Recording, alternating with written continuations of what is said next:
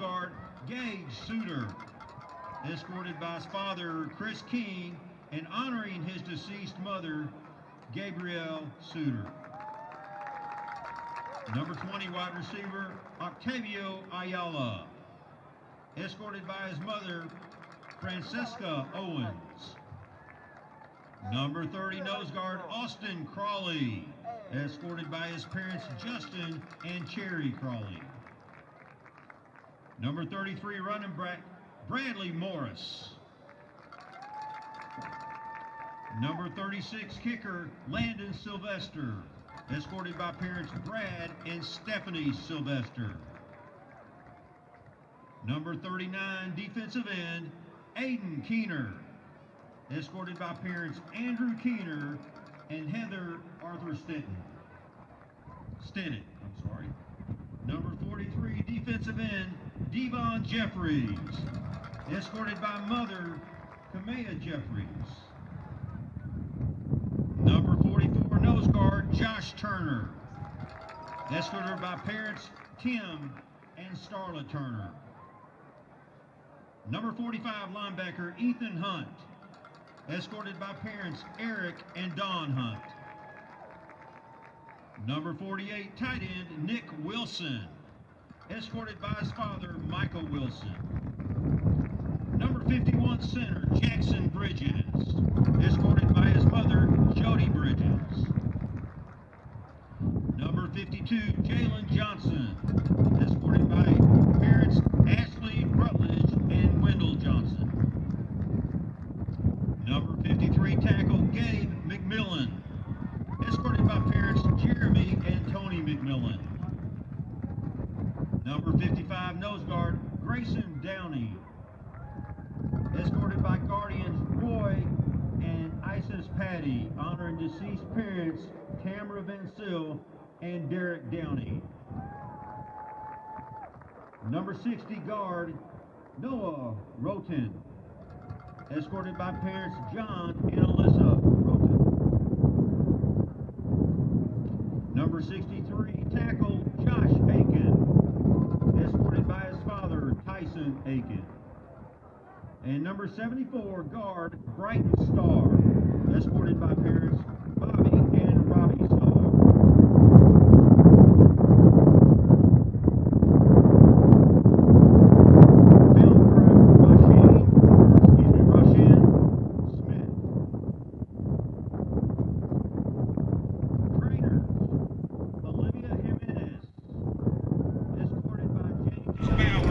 And Christian Cabello Bowers. Trainer Yuli Salado, escorted by Araceli Pacheco and David Pacheco. And cheerleaders, Savannah Anderson.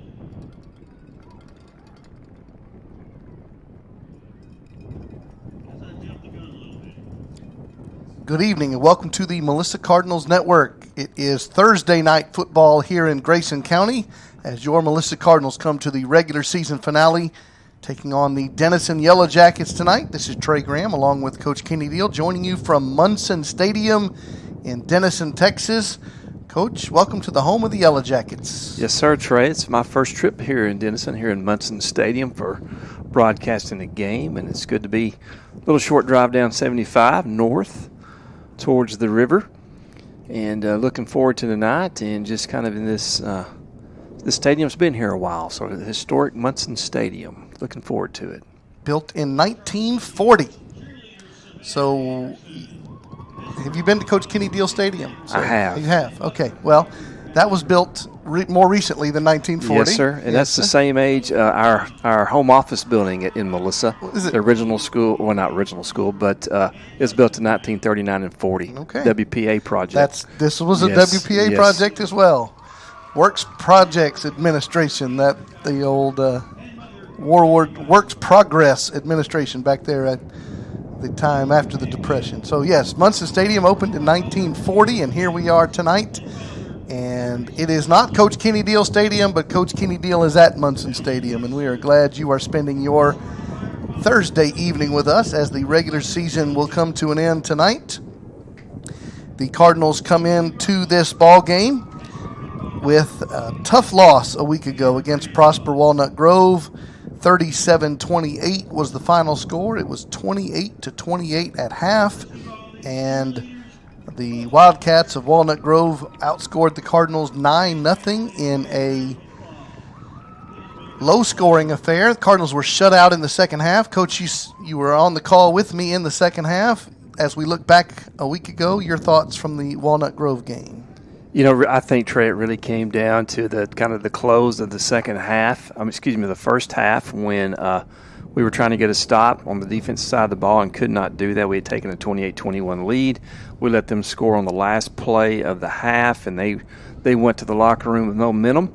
And we just really seemed to not recover after that. We did a good job defensively in the second half. Only gave up 9 points, but could not get on the scoreboard ourselves, and that really wrapped up, our season. I won't say our regular season, but that allowed us not to be able to play in the postseason. If you watched the Cardinal Scoreboard Show on the Melissa ISD YouTube channel, and why would you not watch the Cardinal Scoreboard Show? Matt and Allie and I talked about this week's program. We talked about momentum, and I asked him if momentum is a real thing, and he said yes, it was. And as you just said, the Wildcats scored with no time on the clock at the end of the second quarter to tie it up, and that made the momentum on the visiting team side, and they came out in the second half and outscored the Cardinals 9-0 on 3 field goals, shut out the Cardinals, and that made the final score 37-28, which takes Melissa's season record to 5-4 overall, 4-3 in the district, which puts the Cardinals at the number 5 seed. And as we've talked about all year long, the top 4 teams in each district make the playoffs in today's world of UIL. Originally, back in the day, it was only the number 1 seed that made it. Then by the time I came along in UIL football, the top 2 seeds made it, and here we are now. The top 4 seeds make it into the playoffs, and Melissa sits at the number 5 seed in what we need to remind everyone is a very, very talented district. And we're going to give a little history lesson because, Coach, you know as well as I do, there have been some years that Cardinal fans have said, oh, you guys have all these easy teams in your district and you win all these games by such large margins. And now everyone needs to understand that the teams in the playoffs, you've got Lovejoy with a 7-time state champion head football coach. Correct. Todd Dodge. You've got Frisco Emerson, who played in the state semifinals last year in Class 5A. That's correct. You got the Anna Coyotes, who won a state championship in Class 4A a year ago. And then you've got the upstart, the new kids, Prosper Walnut Grove, which Coach Allison brought his team in and defeated the Cardinals in really a playoff showdown. And so those are the 4 teams. So the Cardinals sit at number 5 seed in a very, very talented district. Yes, sir, and I think that probably from all the experts out there in the high school football land, they probably wouldn't have had Walnut Grove where they're sitting now as the district champion. They would have been kind of the outside person trying to get in. Even because everybody talked about that, what a big upset that was when they beat Emerson in the first opening district game. But they proved to be very strong, and the week before they beat us, they beat Lovejoy. So they beat Lovejoy and Melissa to win that district championship, and just kudos to them. So as you say, Trey, very, very tough district. Last week, the total yards, Prosper Walnut Grove had 428 yards, almost all through the air. 380 of their 428 was through the air.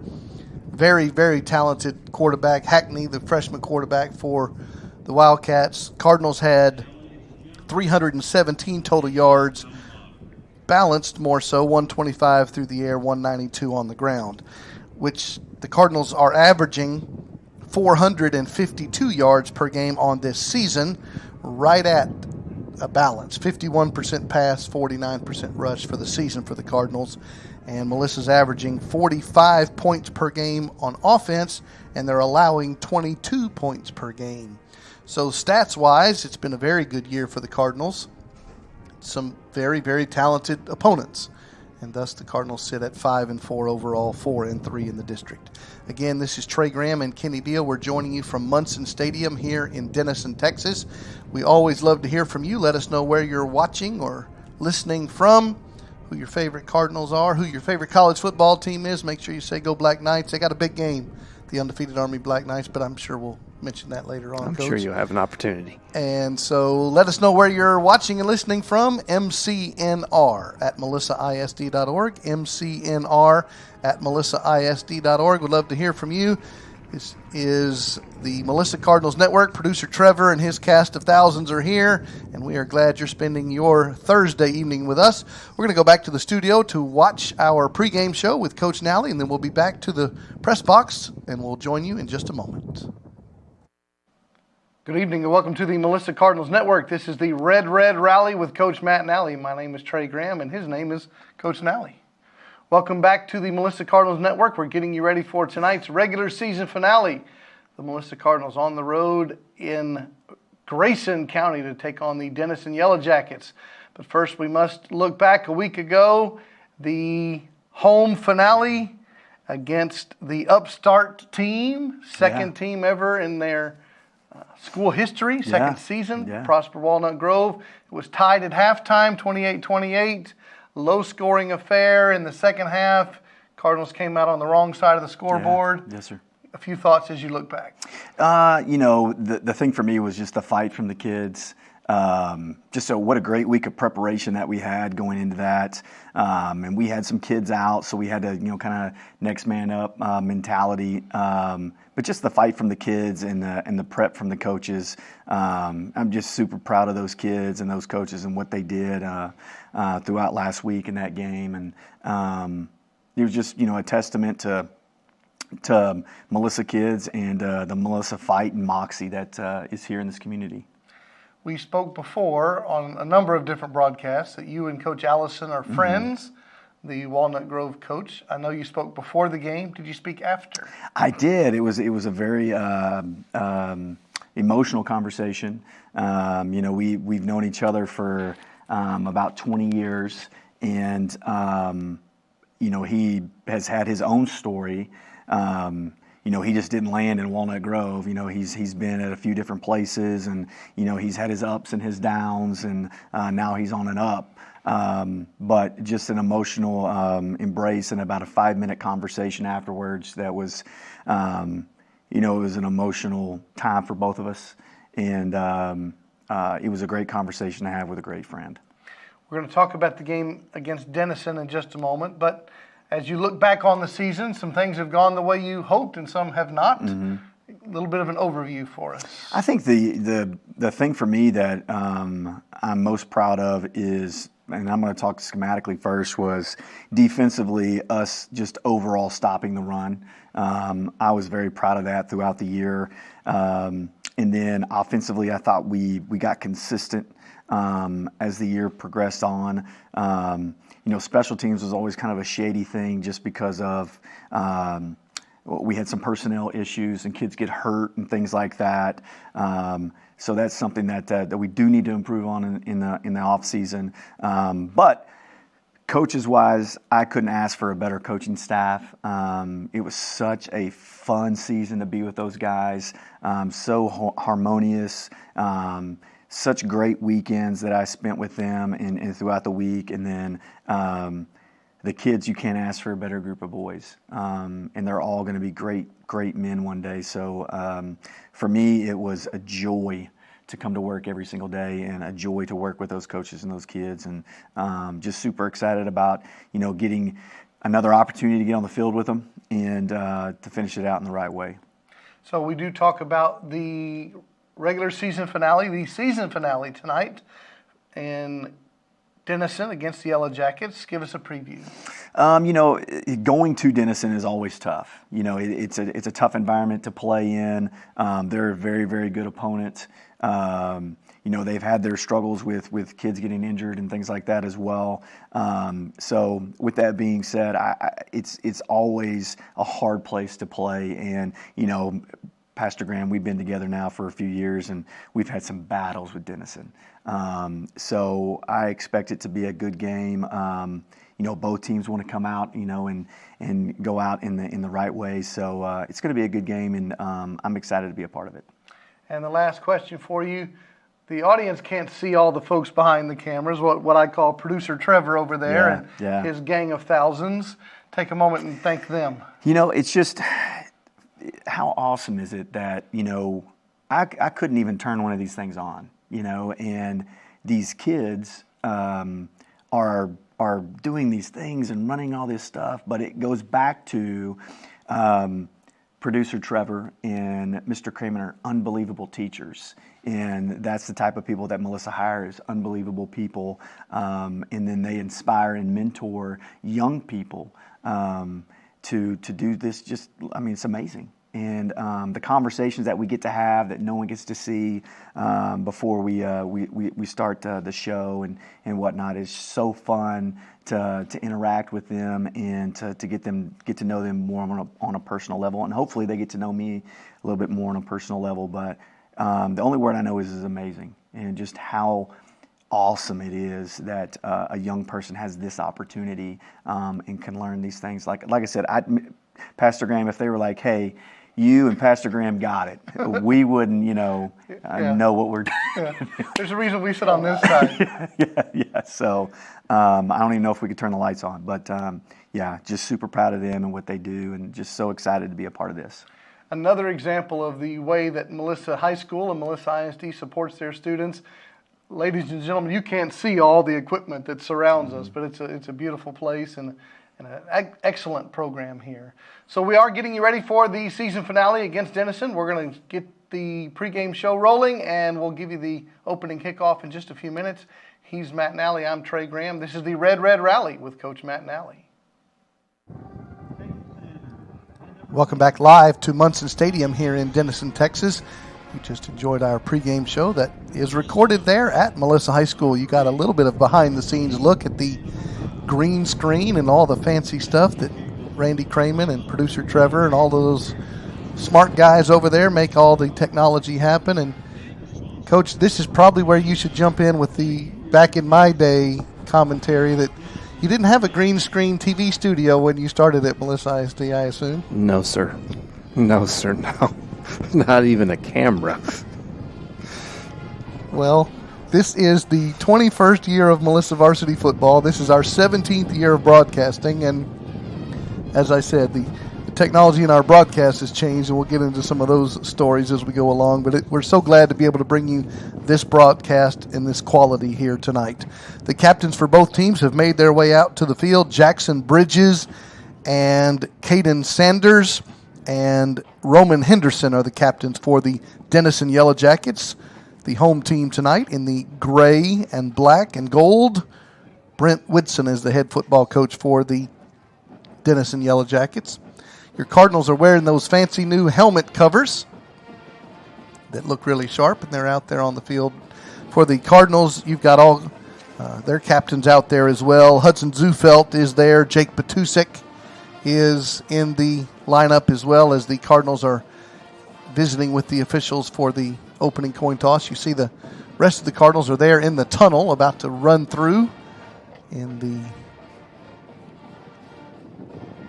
entrance onto the field. Also for the Cardinals, Colin Craig and Jacob Wasserman down there with the officials. And we are going to let you know that the Cardinals have won the toss, the Cardinals have chosen to receive the football here in the first half. And the Cardinals are making their way out on the field. This is Munson Stadium. We are in Denison, Texas. The Cardinals will receive the football on offense first. They'll be going right to left on your radio dial. Cardinals in the bright red helmets, red pants, and white jerseys. And it is a great night. Perfect football weather here in Grayson County. First time all season long we've had to leave Collin County. And Coach, we talked about the changes to the technology since we started doing these broadcasts 17 years ago, but also changes to the travel budget. We don't have to drive to Mineola and Bullard and New Orleans and all these places anymore to take broadcasts. So it's nice to stay close to home. This is very close to one of our very best seasons as far as traveling, and it's been pleasurable not having to cross 635 and into the Metroplex.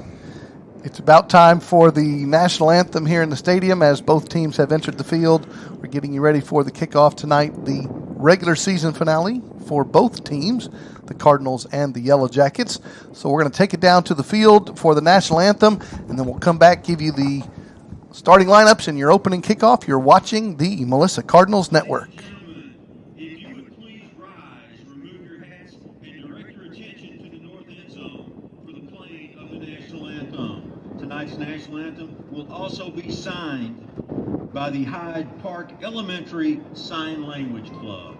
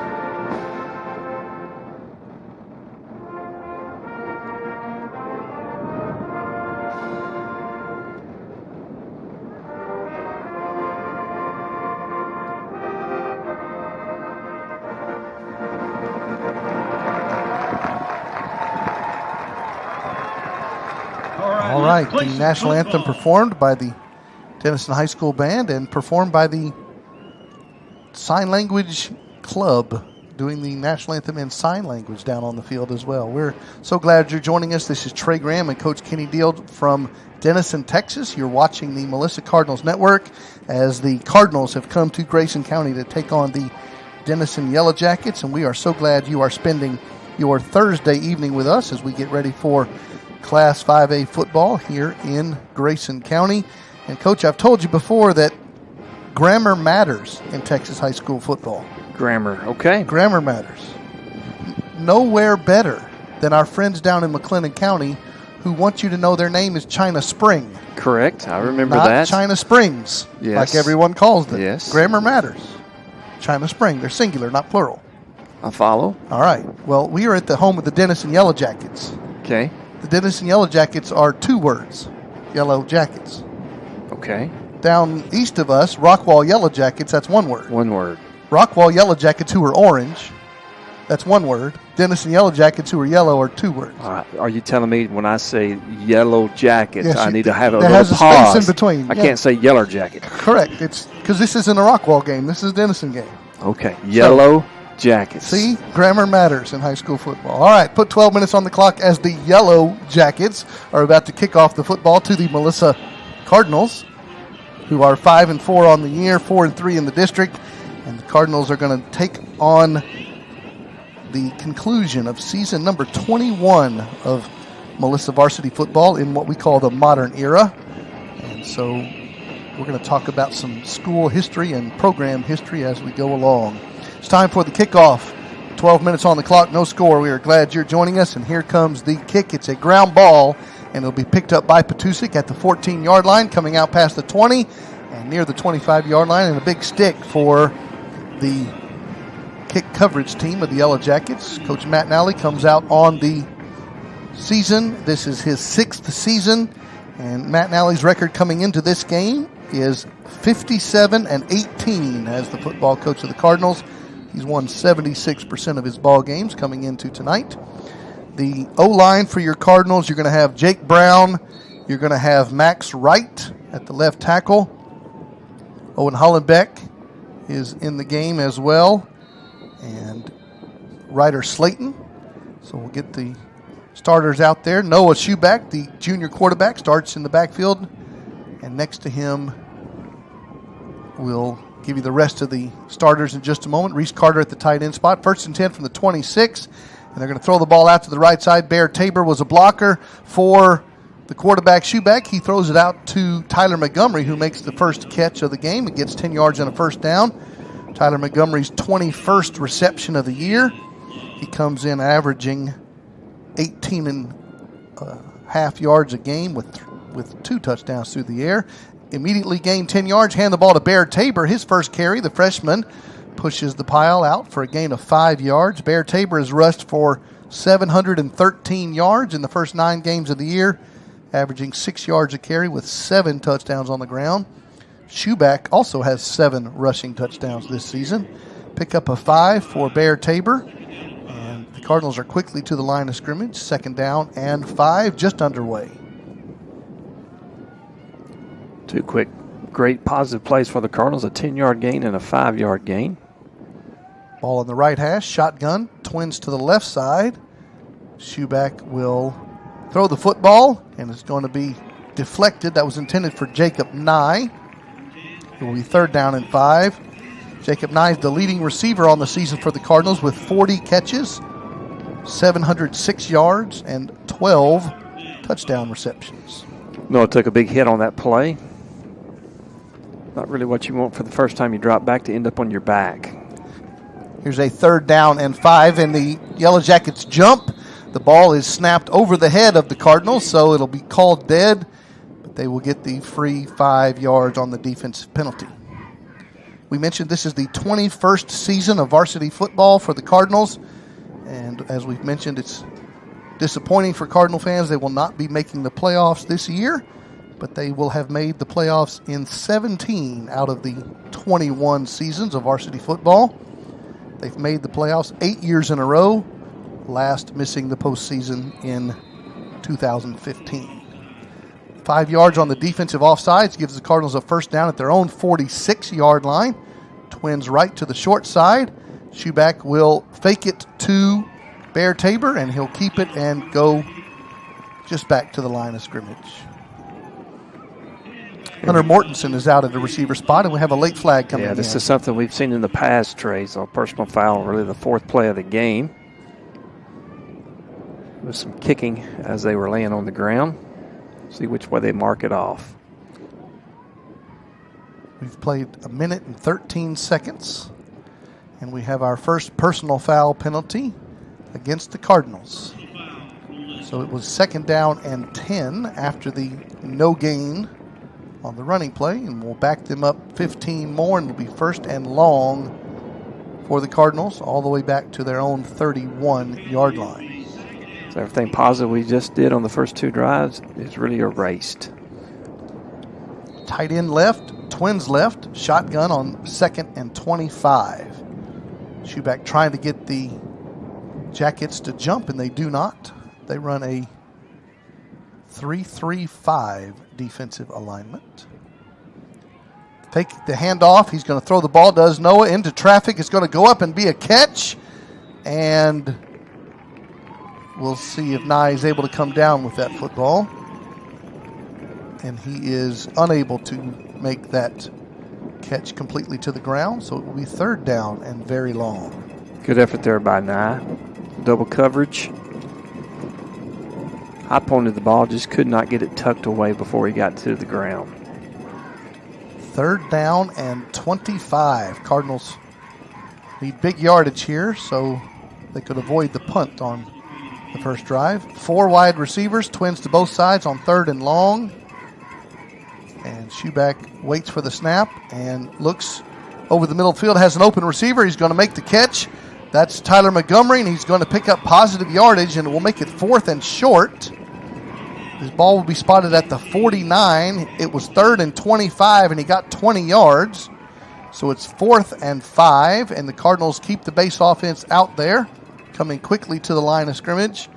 4th down 5. Coach Nally says go for it. And so the Cardinals are trying to get the Yellow Jackets to jump, and they do not. So they're going to run their 4th and 5 play just beyond the midfield stripe here on the first drive of the game. Tight end Reese Carter goes in motion, resets on the left. Snap is a high one. Noah has time. He rolls to his right now. He's going to pull the football down, break one tackle, and he's going to go down for a loss. And the ball will go over on downs, and the Yellow Jacket offense will have their first possession of the night in plus territory.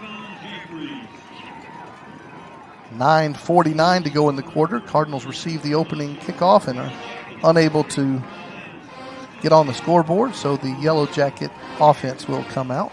Like we were trying to push the ball downfield and just didn't have enough time truly to set up and look downfield to get the ball off, and just as pressure was all over Noah.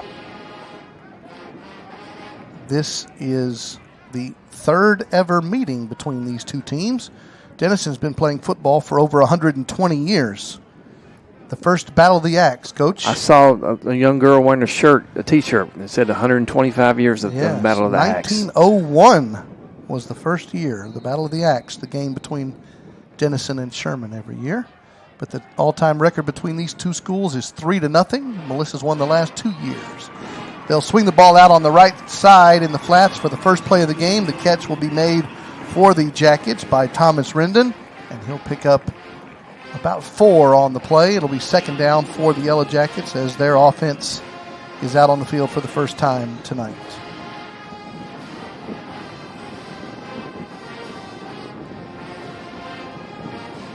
Here comes the Cardinals defense. They run a 3-4 defensive alignment.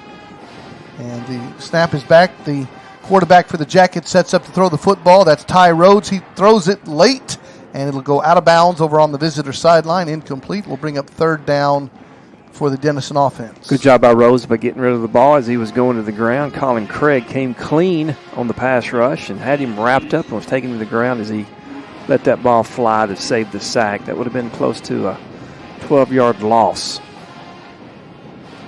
Cardinals D trying to get a stop here on 3rd down and 6. Ty Rhodes in the shotgun, has pro left, twins right.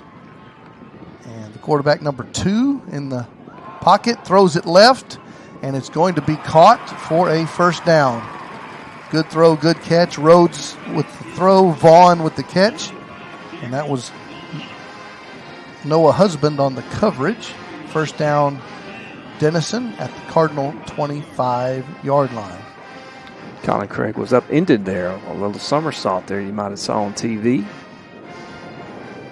Zufelt, Diamore, and Wasserman are the down linemen in the 3-4 alignment.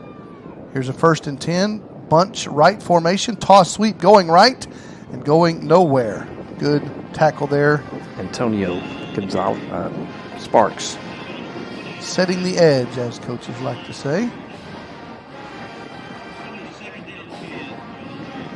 We've got Colin Craig and Jalen Frazier at linebacker spots right now. Max Corbin on the outside. Here's a 2nd down 10 play.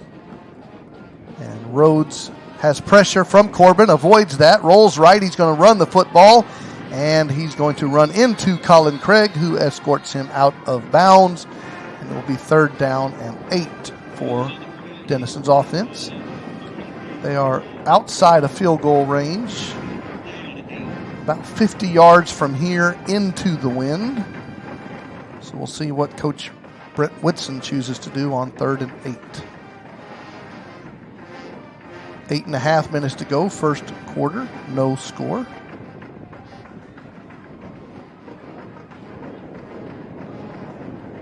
Ty Rhodes is going to pull the football, little pitch forward, nice play design, little shovel pass, and looks like the Jackets are going to have another first down, and they do at the Cardinal 25. Really like that design, Trey. So he had a late pull on the ball and then took 2 steps to his left and then decided to do that quick pass forward. So really a low-risk play because if the ball hits the ground, it's an incomplete pass. Picked up the necessary yards for the first down. So good design play. 1st and 10, Denison at the Cardinal 25. Under 8 minutes to go in the quarter. Denison's first drive of the game. Cardinals unable to convert on the opening series. Ty Rhodes in the pocket. He's going to avoid the pressure and pull the football down, and he will be tackled for a loss. It'll be second down and long. I really don't know how Hudson Zufelt missed him back there. It almost looked like maybe two Cardinals kind of knocked each other off the quarterback. Got there at the same time in the backfield. Please remember our email address, mcnr@melissaisd.org. Would love to hear from you. mcnr@melissaisd.org. And we do invite you and your family to join us in our church home at First Melissa. Sunday mornings 9 a.m. or 10:15 a.m. Your family is welcome to join us, firstmelissa.com. Here comes second down and 13. Ball in the left hash, Twins right. Ty Rhodes, the quarterback, in the shotgun as we approach the halfway mark of the quarter. And he's going to run sprint draw, and going left is the tailback for the Jackets, Thomas Rendon. And he'll take it back to the original line of scrimmage, 3rd and 10, back at the 25. Rocky Dunn on the stop for the Cardinals, hard-hitting safety.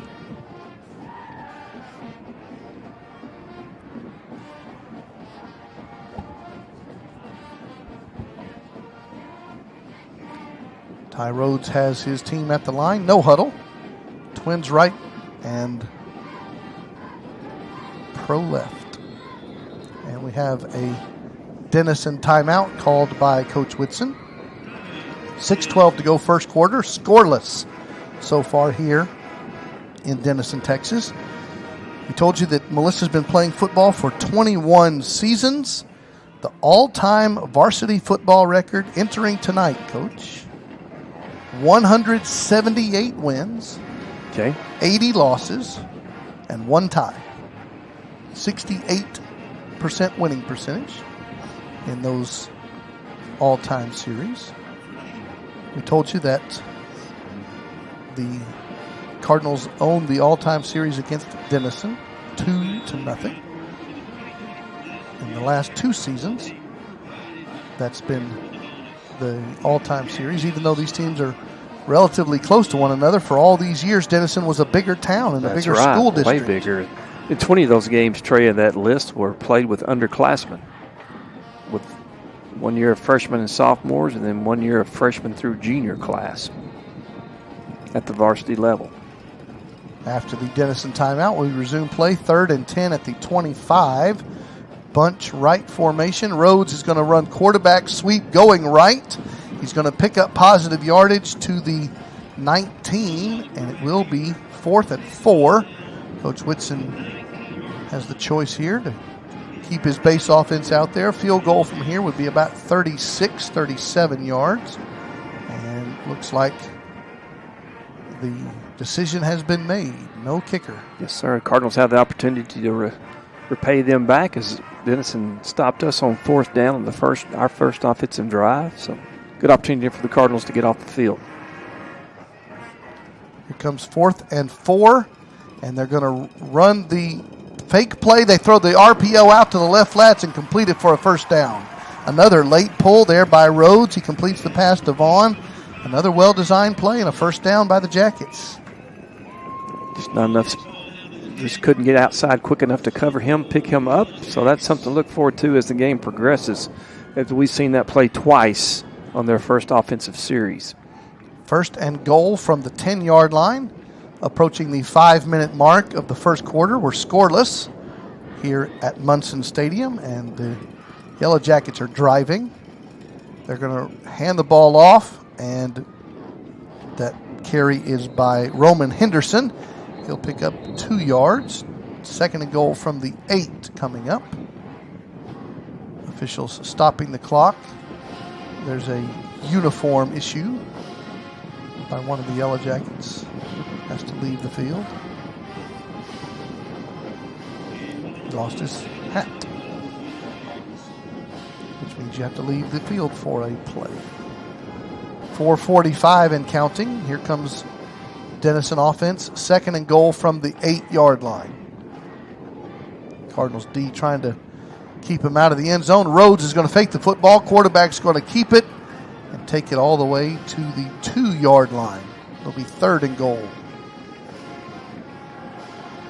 Denison was able to get a good push there.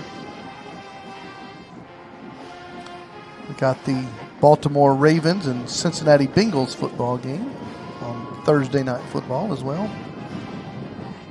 Big test here, Trey, for the Cardinals. 3rd and goal from the 2. Jackets come to the line of scrimmage, and they're going to stay in the shotgun with the running back next to Rhodes. 3rd and goal from the 2. Snap is back. Give the handoff, and the Cardinals D stops him, but the pile keeps moving forward. They are going to spot him right at the 1-yard line, bringing up 4th and goal. As a fast-moving quarter is already down to 3.5 minutes. Coach Whitson, of course, keeps the base offense out there. 4th and goal from the 1. See if the Cardinals can stop him again. They hand the ball off, push in the pile, and the Cardinals get the stop. Great stop there by the Cardinals D. Logan Diamore was right in the middle of that pile. And the Cardinals get the defensive stop on 4th and goal from the 1. Yellow Jackets run it straight up the middle, and the Cardinals shut it down. So with 3:17 on the first quarter clock, still scoreless, the Cardinals will get the football for the 2nd time tonight. A long way. Yes, sir, Trey. That was a good clean hit there. That looks like a decent spot that they gave the Yellow Jackets. They are about 6 inside inches. The 1. Yeah. Our email address, mcnr@melissaisd.org, mcnr@melissaisd.org. Love to hear from you. We've already heard from Coach Russell Sr., Barry Russell, out there in Midland. He's a Cardinal fan and a Blue Ridge fan. Hello to Coach Russell. 1st and 10 Cardinals from their own 1-foot line. Everybody's got their feet in the end zone as they get into their stance. Under center, and the Cardinals are going to jump off sides, which means it's a half the distance penalties, which means it's about 6 inches. They're going to back up. And I was going to tell you, this is a situation where it's a smart play. Strategically, you try to get the defense to jump in this situation inside your own 1-yard line, because if they jump, you get free 5 yards. If you jump, it's a few inches. I think you're just going to see a quarterback sneak. 2nd down.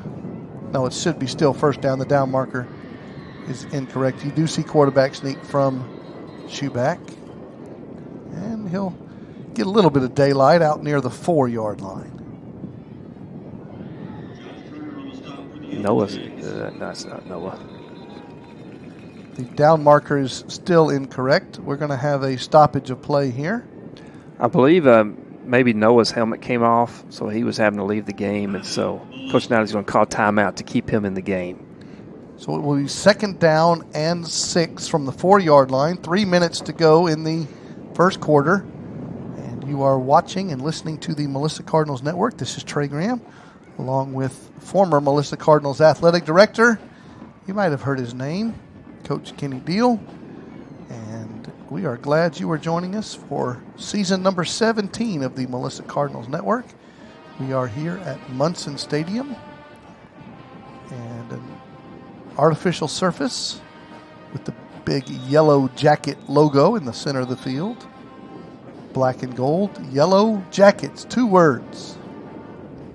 We talked about grammar earlier. Here comes the Cardinal offense after the Melissa timeout. 2nd down and 6. And quarterback Schubeck stands in his own end zone. Got to protect the football back here. He's going to take the snap, quarterback draw, and he's going to have a 1st down out past the 20-yard line. Good run over the right side. Good play call. It's going to be 1st down Cardinals. Give them some space to work. Absolutely.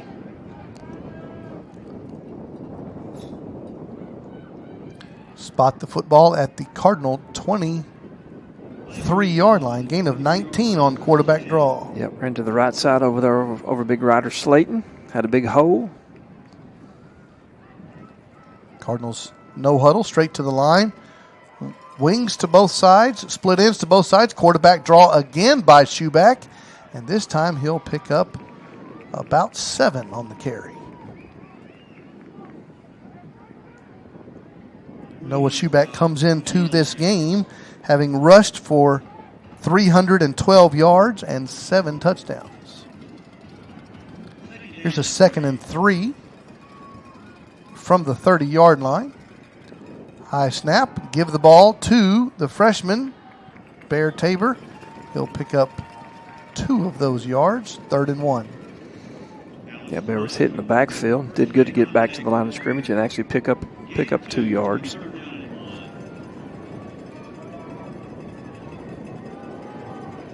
Jake Brown's at the left guard and Max Wright is at the left tackle, as you might be able to see right there on your screen. Here's 3rd and 1, shotgun, and give it to Bear Tabor, and he will have a first down. Picks up 3 yards. Good body lean that time by Bear. Bear Tabor, who is a freshman starter for your Cardinals. He's picked up so far 3 Division I football scholarship offers this season. It's been a good recruiting year for a freshman. 2 receivers right, 1 left on first down. And Peyton Slim Porter's in the backfield. That's right. He's checked in at the running back spot. They throw out to the right side, little wide receiver stop route. Caught by Tyler Montgomery for a short gain. And we're approaching 1:20 to go in the first quarter. Scoreless. Cardinals were scoreless in the second half last week. And we might get to 3 quarters in a row of no Cardinal points, which is a rarity for the Melissa program. 2nd down, 9 coming up. Porter is the running back next to Schuback. And another quarterback draw, and this time not as successful. He'll take it to the 39-yard line. And we'll have 3rd down, 6 coming up. Cardinals have to run at least 1 more play here as we're at 35 seconds in the quarter. Tabor checks back in for Peyton. But before we run this 3rd down play, Coach Brent Whitson of the Yellow Jackets calls another timeout. So the Yellow Jackets have used 2 timeouts in the first quarter. Cardinals have used 1. 25 seconds on the game clock. Since you're asking, Coach, the Army Black Knights are in action this weekend against the University of North Texas, the Mean Green. And all that would mean is a victory for the Black Knights would confirm their spot in the conference championship game. Okay. They are the 8-0 Black Knights, 12-game winning streak, ranked 25 in the college football playoff poll. So Trey, we've been doing this for a while. Yes, sir. And I've been, going back and sparring with you for a while about your Army team. Yes, sir. And but I just want to say congratulations. As a fan, you don't have many years where you're 2 months into the season and you're undefeated. So there's only 5 left in the country. Sir. As a fandom, I'm very proud for you. Well, go Black Knights. Here we go after the timeout. 3rd down and 6. Schuback's going to throw the football, and he has time. He throws a comeback route. It's going to be caught just beyond the sticks. That's a catch by Brett Poole. It should be a first down, and it is. Out to the 47 of the Cardinals. So that was a good job by the offensive line by giving Noah time to look downfield, and actually that might have been his 2nd or 3rd look. Clock's rolling in the final 10 seconds. They're going to hand the ball to Bear Tabor going right, and he's got a nice run. A gain of 8, and that will be the end of the first quarter. It is scoreless as the final seconds clock down. 0-0 on the scoreboard here at Munson Stadium. You are watching the Melissa Cardinals Network. Thank you for spending your Thursday evening with us. And it's football season, college football season. There are other games in the country this week, Coach, besides Army and North Texas. I mean, that's the game of the week, of course, but there are other games around. Purdue's playing Ohio State, Miami, Georgia Tech. How about your boys, the Longhorns, hosting The Gators. the Gators, Florida. What do you think about that one? I think Texas has a win. That's it? I think so. Okay. All right. All right. We got Dion in Colorado out there in Lubbock taking on Texas Tech. Mississippi State at the Vols. Florida State at the Golden Domers. Alabama at LSU. Boomer Sooners playing at Missouri. Should be an interesting day of college football action on Saturday. All right, Cardinals have first play of this second quarter. It's a 2nd and 2. Shotgun snap. Shoeback takes it. Gives it to the freshman who makes a cut and has a first down out past the 40-yard line. Makes another man miss out past the 30-yard line down near the 25. Good run by the freshman. It's going to be first down Cardinals at the Yellow Jacket 25-yard line. A good job there by Tyler Montgomery, too, on really a non-block. But he had an opportunity to hit a guy in the back, and he pulled up and did not do that and was just more of a screen so that we didn't get penalized. Gain of 30 on the play. Now Peyton Porter checks in, and he takes the handoff. We'll pick up 2 yards. Just underway in the second stanza. Our email address again, mcnr@melissaisd.org. mcnr@melissaisd.org. Here comes 2nd down and 8. Peyton Porter standing upright in the backfield, tall player, and he'll take the handoff. And pretty good cut in the hole there for it is. Porter. Coach, you called him the Eric Dickerson look. Yes. I said Adrian Peterson, but either way, he is a tall, thin running back, and he stands straight up when he's in the backfield, and he picks up positive gain. 3rd and 2 now for the Cardinals offense.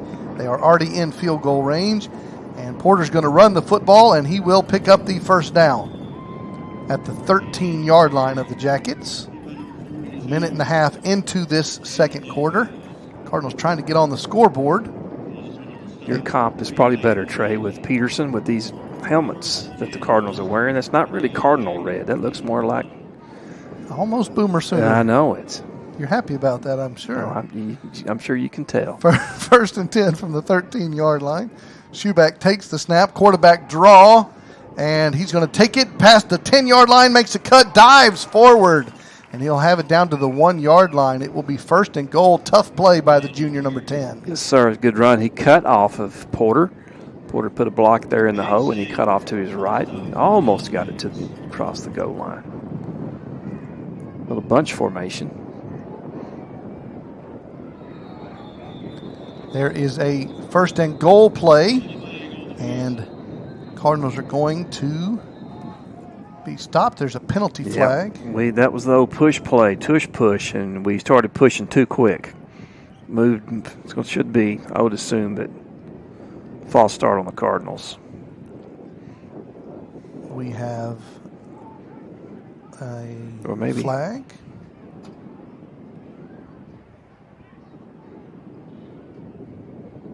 False start against the Cardinals offense, as you said. It was 1st and goal at the 1, which will back them up 5 yards. So is this a yellow jacket or a yellow jacket? This bug, bug that's yes, here? Yes, this thing that's fixing to sting me. Okay, well, Coach, this is like the native. Are you saying is this something bad if I kill this yellow jacket in this booth? In the middle of Yellow Jacket land? I don't know, Coach. All right, snap the ball. Fake the handoff. Throw it out to Reese Carter. Easy touchdown, Cardinals. Nice job by the tight end in the flats. And it is 6-0 Melissa as the Cardinals score on the Yellow Jackets, and Kenny's killing a Yellow Jacket here in the booth. Since we scored, I'm going to take him out. Well, there's animal cruelty going on here on a live broadcast. Cardinal on the Yellow Jacket. Okay. Cardinal on Yellow Jacket violence here in the booth. All right, Sham McGregor in for the PAT. Cardinals lead 6-0. kick is good. Coach, I hope that wasn't a mascot I or tell you, that's the something. first time I've He's ever still alive, by the way. taken a mascot out. He's so. still alive, Coach. And just going to let him suffer for a few minutes. Okay. All right. That would be Coach Kenny Beal, care of Melissa ISD. And your cards and letters are welcome. 9:38 to go, second quarter. Cardinals lead 7-0 over the Denison Yellow Jackets. And this is the first time in all these years, Coach, we've ever had a live mascot in the middle of the press box. I tell you. Yes, sir. I mean, we've played every school we play is named the Tigers. They've never had a live tiger. No. The Greenville Lions, the Anna No Coyotes. Lions. We've never had a live coyote. Play the Yellow Jackets. The and Van what Alstyne happens? Panthers. By the way, we've never had a live cardinal either. Closest we ever got to is when we didn't actually. We were in the town of Mesquite. You know, we could have had a skeeter in the booth. We could have. That's true. You can tell this is the last game of the season. Yeah. We played in Mesquite. We didn't play against That's just what I'm Mesquite. saying. Yes, sir. All right. So hey, history was made right here.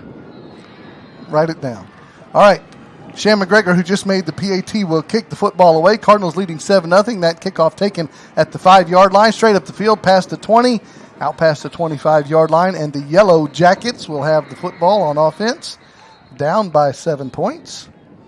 You are watching and listening to the Melissa Cardinals Network, and this game brought to you by the Animal Channel here on the Melissa Cardinals Network. Spot the football at the Denison 29-yard line. Nope.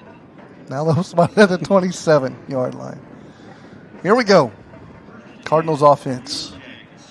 Try to get the football back for the offense. 9:32 to go in the half. Denison put together just a really good long drive. We actually started, at the Melissa's 45 and took it to the 1-yard line. See if we can't force a 3 and out. Ty Rhodes, the Denison quarterback, takes the snap, hands the football off. That carried by Rendon, and he runs into a whole number of Cardinals. Colin Craig, Zufelt, a number of them. Gain of 1. Yep, along with Jalen Frazier as well. Number 33. Ashley Pruitt, the head volleyball coach of the Cardinals, watching the football program, reminding everyone to come out to McKinney Boyd tomorrow night at 6 p.m. to support the Lady Cardinal volleyball program. Round 2 of the playoffs. Go Lady Cardinals. The snap is through the hands of Rhodes. He's going to lose yardage as Frazier takes him down, and it will be a loss all the way back to the 19 for Denison. So we do encourage the Cardinal fans to go support the volleyball playoff team. I plan on being there, and I really think that our young ladies will have a long, nice run in the playoffs. Coach Pruitt's done an excellent job, her and her staff. Here comes 3rd down, and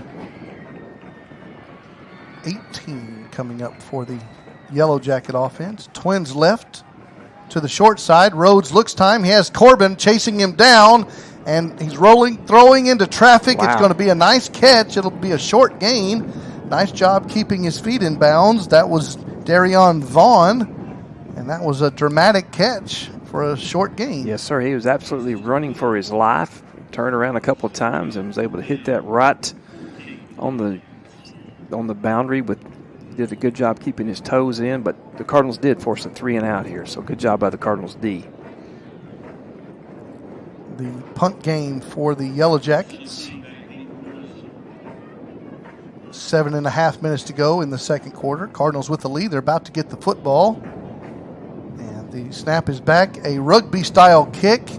And it will land and take a big Yellow Jacket roll. And nice job by Coach Whitson flipping the field. And the Cardinals will take over at their 22-yard line.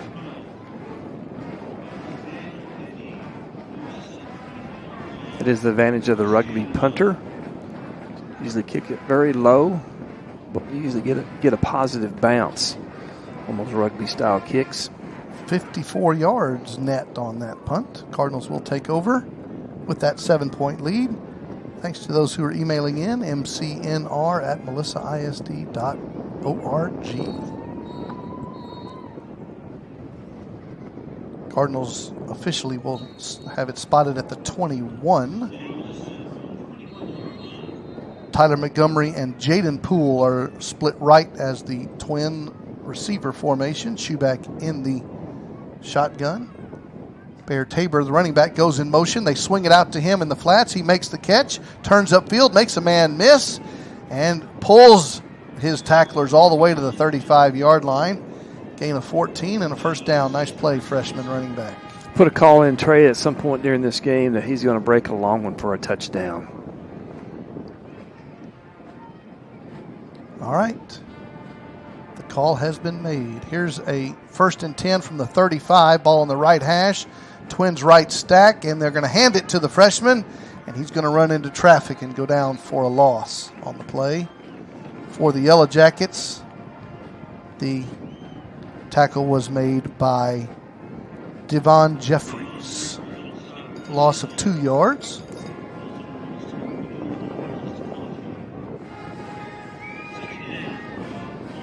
Clock rolling, 6.5 minutes to go in the ball game.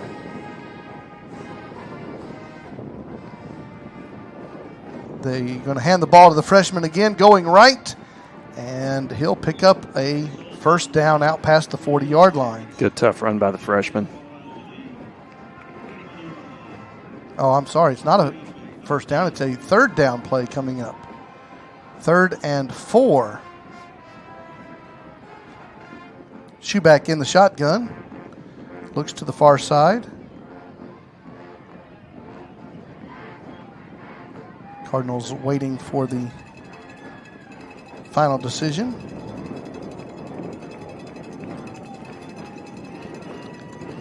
Third down, 4. Schuback, straight drop back. And now he steps up into the pocket. He's going to keep the football. And now he'll have a first down out to the 48-yard line. Good decision there by Noah. Did not hesitate after his protection broke down. Saw a little seam and took it to pick up the first down. Right on the big Yellow Jacket logo at the center of the field. Very similar to the animal that, yes, that's cousins is up no here in the longer booth. among the living here. 1st and 10. And give it to Peyton Porter going left. He's able to turn the corner. And then a nice open field tackle out there for the Yellow Jackets. Good play by their DB, Trace Olson. And if Peyton had been able to avoid him, there was a lot of green turf ahead of him. We have a late flag coming in. It's going to be against the Cardinals. Be the 2nd personal foul tonight against the team. Clock stopped 4:45. Well, the clock is actually rolling right now when it should not be. And that was 7 seconds. It just counted off the clock while the official was giving a penalty signal of personal foul against Melissa. So it's now standing at 4:38. And we'll see if anybody in the stripes chooses to remedy said clock issue.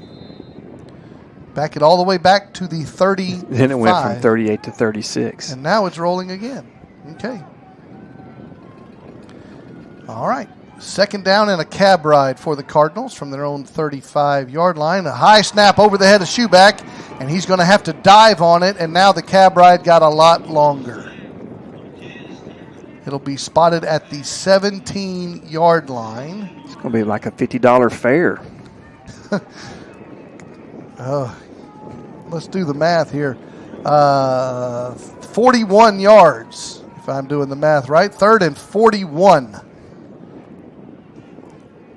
What's your play call for that one, Coach? Find the place on your play sheet for 3rd and 41.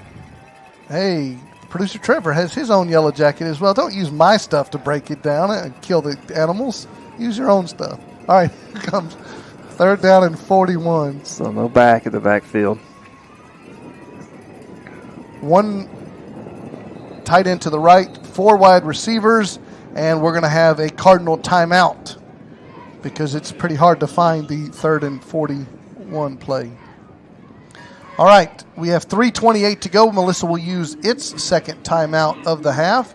Our score is 7-0 Cardinals. You are watching the Melissa Cardinals Network. It's been an interesting night already here in Grayson County. Thank you for spending your Thursday evening with us. The regular season finale. This is Trey Graham and Coach Kenny Deal. We want to thank all of our wonderful sponsors all year long on the Melissa Cardinals Network. And we do invite you and your family to join us on Sunday mornings at First Melissa, 9 a.m. or 10:15 a.m. Website is firstmelissa.com. We're here on the home side in the press box, the fourth floor at Munson Stadium. We've got the Denison broadcasters on one side and the Cardinal coaches on the other side. And here we sit in the DMZ right in between. Third down, and it's now a bus ride, I think, instead of a cab ride. Matt and Lisa Lakey listening back home. They're enjoying the Yellow Jacket banter, but they do say go Cardinals. And Lisa says we're going to pick up this first down easily. You said they're enjoying the what? The Yellow Jacket banter. Oh, well, animal lovers, I guess. All right, quarterback draw on third down and long, and Schuback is going to run the football, pick up a bit of the positive yardage, and it will be fourth down and punt time for the Cardinals. Hello to the Lakeys. And clock rolling, 3:06 and counting in the second quarter. Cardinals leading 7-0, about to punt the football away. Tony Mallory checks in. Miss Mallory Peel checks in. So this is a very the clock doesn't run smoothly, Trey. If you started watching, it skips. It will skip a number. Yes, it does. It'll go like from 6 it's to like 4. It counts the even numbers. Yeah. I saw that earlier. Now we have the clock stopped. The Cardinals will use their final timeout. 2:35 to go. Coach Nally letting the clock roll down as much as he can before they punt the football. So it stopped at 2:35. Coach Whitson and the Yellow Jackets will receive the punt with one timeout remaining. They are scoreless thus far. Sham McGregor will come in to punt the football away. He was one of our players of the game a week ago in the Walnut Grove contest. Back deep for the Yellow Jackets is Shandon Love. Here's Sham McGregor's punt, the lefty. It is away. It's going to be a good kick. And it will take a roll and be down by the Cardinals just inside the 30-yard line of the Yellow Jackets. 43 on the net for Sham. And it will be first down at Denison. Again, they have one timeout remaining. You'll get to enjoy the performances of the bands here at halftime. The Mighty Cardinal Band making their way out of the visitor stands as we speak. Over there in the dress uniforms, looking sharp. It's kind of a rare scene here in historic Munson Stadium where both bands sit on the same side. The Yellow Jacket band sits on the Cardinal side of the field. I guess so their fans can hear them clearly coming across. First and 10 Yellow Jackets at their own 30-yard line. Ty Rhodes, quarterback, rolls left, throws left, and that is a completed pass. The catch is made by Darion Vaughn, and not to be technical about things, but it appeared to me that he had a foot out of bounds, and then he came back in bounds, and the question then becomes, did he, what they call, reestablish himself in bounds, which it must have done so. I think that's true, and it was right in front of the official. Yes, sir. All right, second down and 3. Rhodes is going to throw the football again. He has a lot of pressure. Now he rolls left, and he throws it. It's tipped away. Nice job there by Jalon Frazier, playing a tough game at linebacker. We'll make it 3rd and 3, stopping the clock. 1:48 to go in the half. Wasserman got him out of the pocket. Just could not quite get a hold of his ankle as he dove for him. Linda Husband, grandmother of Noah Husband, checking in along with Germani Daniels and Shirley, all kinds of folks watching in Muskogee, Oklahoma, cheering on Noah Husband. Here's a 3rd and 3, quarterback draw. Ty Rhodes for the Jackets is going to be thrown out of bounds by Max Corbin, just short of the sticks. 4th and 1 for Coach Whitson of the home team. and see what he chooses to do with a minute I think 41. I think you got to punt it. I mean, if a traditional game you'd punt it. I know that they really have nothing to lose, but it looks like they are going to punt it. Yes, sir. And now remember that Ty Rhodes, the quarterback, is the punter, which is always something you have to watch for. 4th and 1 from your own 39-yard line. Clock is stopped, a minute 41. Cardinals look like they're going to get the football back, but Melissa has nobody back deep. And there is going to be a punter quick kick, and it will be now the Jackets down that football at the Cardinal 30. They could have led a few more seconds. They could have, because the way these referees are moving, they could have got about 8 seconds off the clock. The Cardinals will take over 70 yards away from the alumni stripe, a minute 31 and 1 timeout and a 7-point lead. Tony Mallory checking in. Hello. Chris Mallory checking in from South Dakota. Levi Fetty checking in. So thank you all, those who are emailing in, mcnr@melissaisd.org. Cheering on the Cardinals. And, of course, getting ready to cheer on the Black Knights on Saturday. Here comes 1st and 10. See if the Cardinals can get some points before the break. Reese Carter, the tight end, goes in motion. They're going to run sprint draw. Going, there's a breakaway that Coach Deal asked for. There's the freshman Tabor out to the 47-yard line. Picks up 17. Clock stops momentarily as they move the chains. A minute 25 on the clock. Cardinals have 1 timeout. Would love to extend the lead to 2 scores before the break. Clock is rolling again. Shoeback takes the snap, gives it to Tabor again, and he's going to have another tough run to the 45 of the Jackets, gain of 8. And the clock keeps rolling. It hits the 1-minute mark. And the Cardinals, Eden Chinamora will check in at running back. Bear Tabor will check out, which means the Cardinals offense has to let the defense of the Jackets have a moment to sub, and they do not. 2nd and 2, 42 seconds. Fake the handoff. Shoeback rolls to his left. He's got traffic. He throws it while he's being manhandled. It's an incomplete pass. Flag comes in. Clock stopped, 35 seconds. Took a long time to get that play off. It's probably going to be holding against the Cardinals.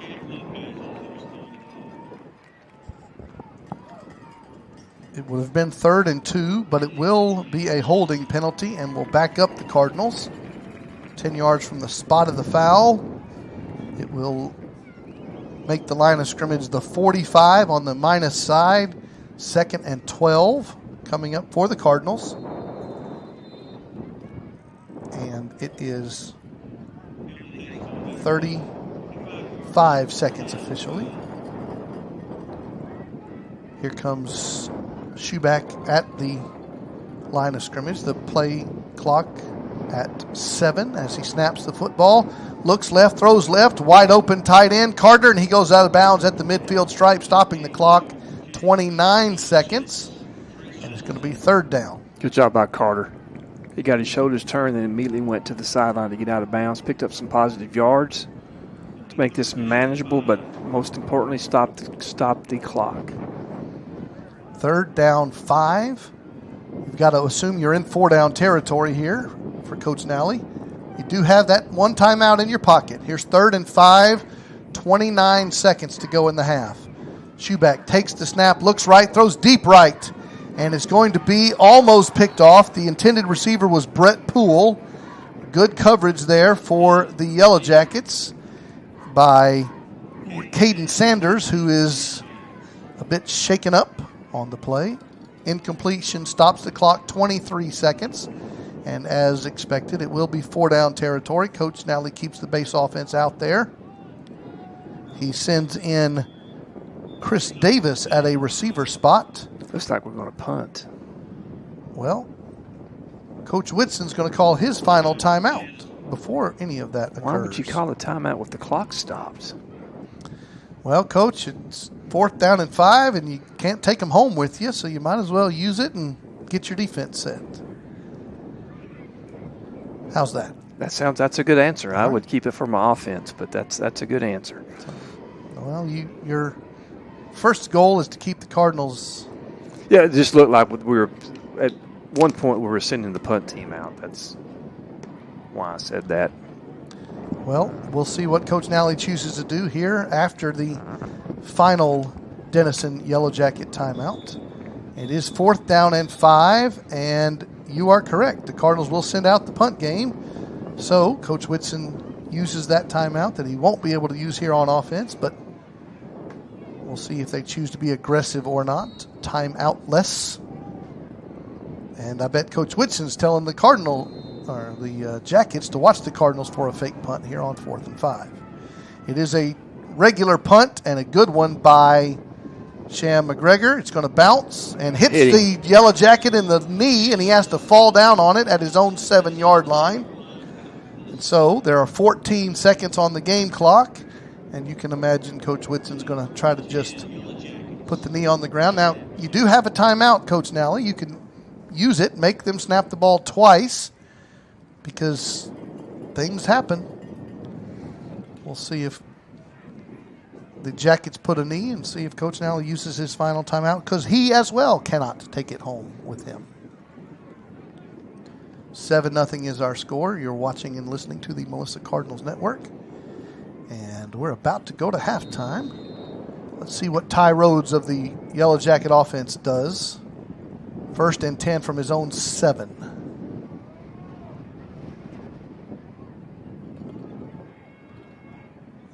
It is a snap and a handoff, and going almost nowhere, Thomas Rendon on the carry. And the final few seconds, Coach Nally chooses not to use that timeout, and the clock will expire. The Cardinals come into this game averaging 45 points per game on offense, and they've scored 7 points here in the first 2 stanzas. Coach, it was a fast-moving couple of quarters. Your thoughts? Yes, sir. It was, Trey. Just penalties. Penalties have killed the Cardinals. Killed 2 drives with 2 personal fouls that really pushed them back to kill the drives after they had picked up a couple of first downs on those drives. And just that really was you talked earlier before the game about momentum. And those are just momentum killers when you're looking at 1st and 25, or then it just snowballed on that one drive where it got up over 40 yards. So that's really it. The defense has played very well. Really a good goal line stand down there that they can build off of, and just let's look to see if the offense can't get on track when we come out of the half. Denison will start with the ball. It is halftime here at Munson Stadium in Denison, Texas. Your Melissa Cardinals lead the home team 7-0. You are watching and listening to the Melissa Cardinals Network. Our email address, mcnr@melissaisd.org. We're going to take it down to the field, let you enjoy the performance of both bands. Thank you for spending your Thursday evening with us, and we'll be back after halftime.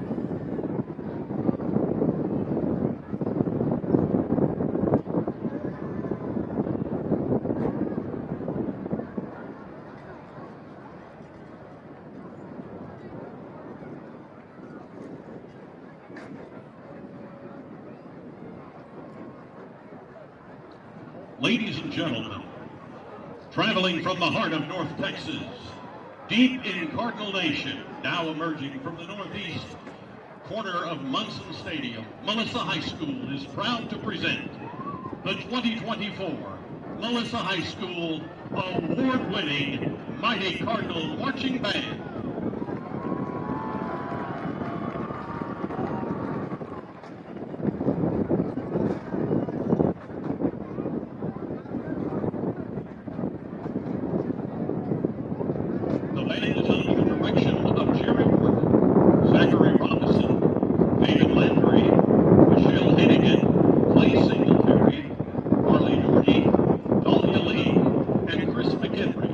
Additional staff in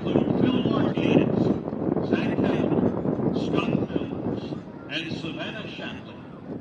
Tonight, the band is led under the field command of drum majors Kyle Nichols, Madison Thomas, Jackson May, and Hayden Hadnot. The section of the week is the blues. Having completed marching contest season, tonight the Mighty Cardinal Band will be performing 3 of their stand tunes, Painted Black, the Hay Song, and the Fight Song. Drum Major Kyle Nichols, you may begin your performance when ready.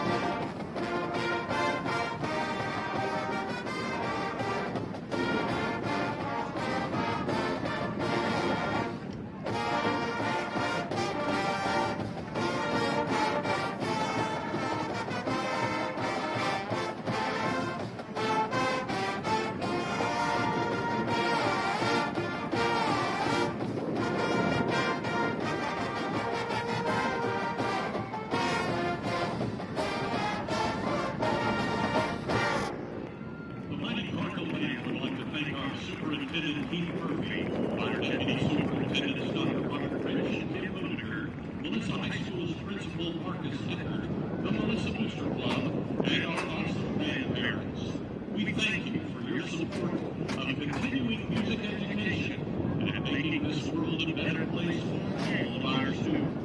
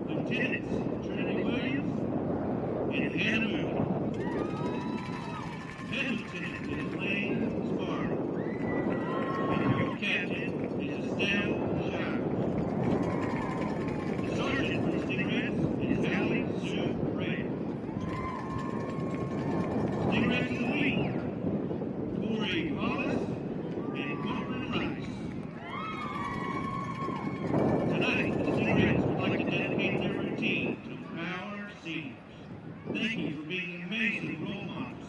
Your dedication will leave a lasting legacy. We love you.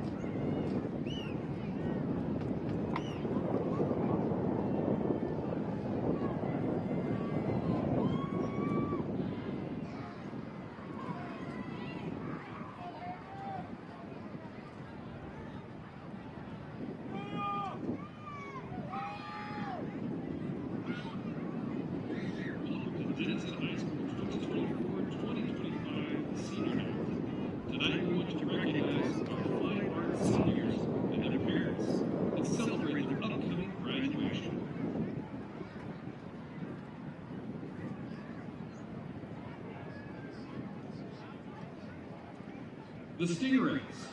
First up, Corey Falls, escorted by mother Jessica Pack. She has been a member of Stingerettes for 2 years. Corey plans to major in psychology and is planning to attend Texas A&M and plans to continue dancing through college.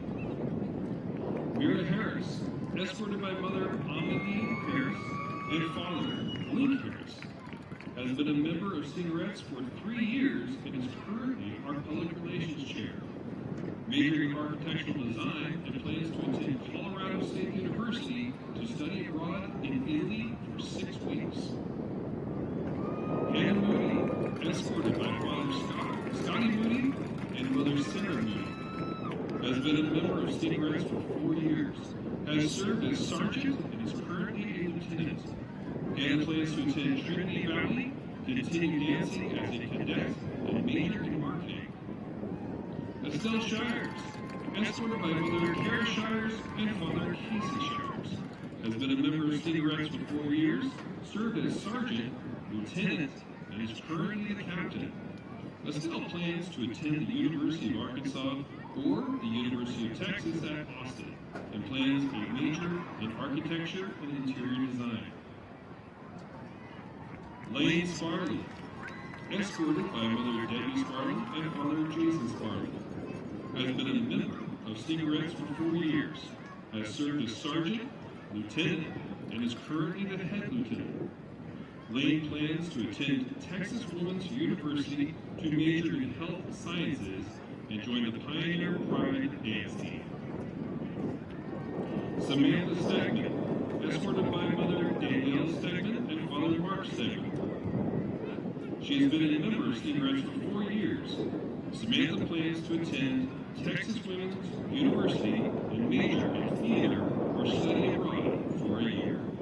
Congratulations, seniors.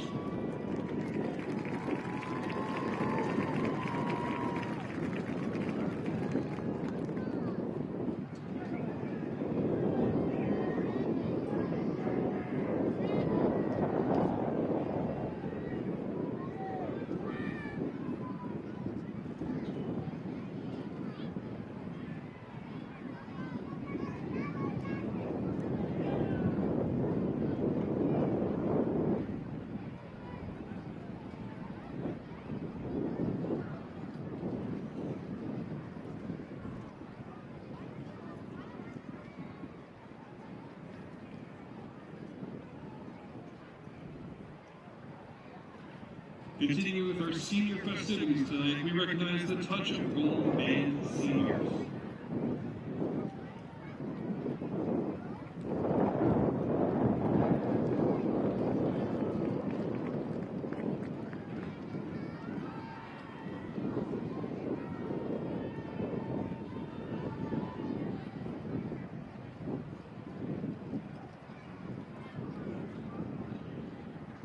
First tonight is Anna Ashley, trumpet, escorted by mother Christina Blackwell and grandmother Steve Crocker. Plans to attend Grayson College. Ava Barrier, tuba, escorted by mother April Riddick, father Terrence Riddick, and siblings Terrence and Isaiah. Plans to attend University of Houston as a music education major. Deanna Boyd, mellophone section leader, escorted by mom Janice Doss and mother Keisha Morris. Plans to attend Texas Women's University and major in music therapy with a minor in psychology. Riley Bratton, color guard leader, escorted by mother Anthony Simmons. Plans to attend Grayson College as a nursing major. Vinuni Gamage, a student and percussion, escorted by mother Wasanti Petty Thomra and father Gamage Garson. Plans to attend Duke University and major in computer science with a minor in either chemistry or music.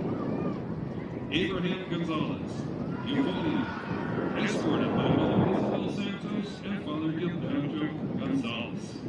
Plans to attend Texas Tech University and major in pediatric nursing. Presley Hall, drum major, escorted by mother Jessica Hall, father Michael Hall, and siblings Brooklyn and Jordan. Plans to attend the University of North Texas as an English major with a minor in education. Costin Halfcock, saxophone, loading crew chief, escorted by mother Jayla Halfcock and father William Halfcock. Plans to attend Grayson College and major in audio engineering. Jaden Jones, drum major, escorted by father Pernell Jones and aunt Annette Jones. Plans to attend a 4-year university and major in computer science. Leo Marquez, trumpet, escorted by mother Maggie Gonzalez and father Julian Gonzalez. Plans to march Drum Corps International and attend Texas A&M University of Commerce. Carissa Mulvaney, flute, escorted by mother Catherine Belocho, stepfather Jose Belocho, and brother Khalid Mahmoud. Plans to attend Grayson College and major in nursing. Ava Nava, trumpet, loading crew, escorted by mother Veronica Nava and father Miguel Nava. Plans to attend Stephen F. Austin University. Riley Reynolds, flute section leader, escorted by Randy McManus and Nathan McManus. Plans to attend Grayson College and major in forensic science and criminal justice. Fisher Rogers, drill major, escorted by mother Nancy Rogers and father Jerry Rogers. Plans to attend Grayson College to major in all of music performance and radio technology. Jonathan Saunders, trumpet loading crew, escorted by mother Chastity Saunders and father Joel Saunders. Plans to march Troopers Drum Corps International for a 2nd year and to attend college as a music major. Miley Stewart, color guard, escorted by father Carl Kingston and grandfather Douglas Gray Sr. Plans to attend Grayson College and pursue a career as an author and continue with color guard. Dylan Turner, front ensemble section leader, escorted by mother Heather Coppas and father Brad Turner. Plans to attend Austin College to double major in economics and political science and double minor in theater and music theory. And Kaylin Wood, color guard captain, escorted by mother Jana Wood and father Brian Wood. Plans to attend the University of North Texas as an education major while continuing in color guard at the collegiate level. Congratulations.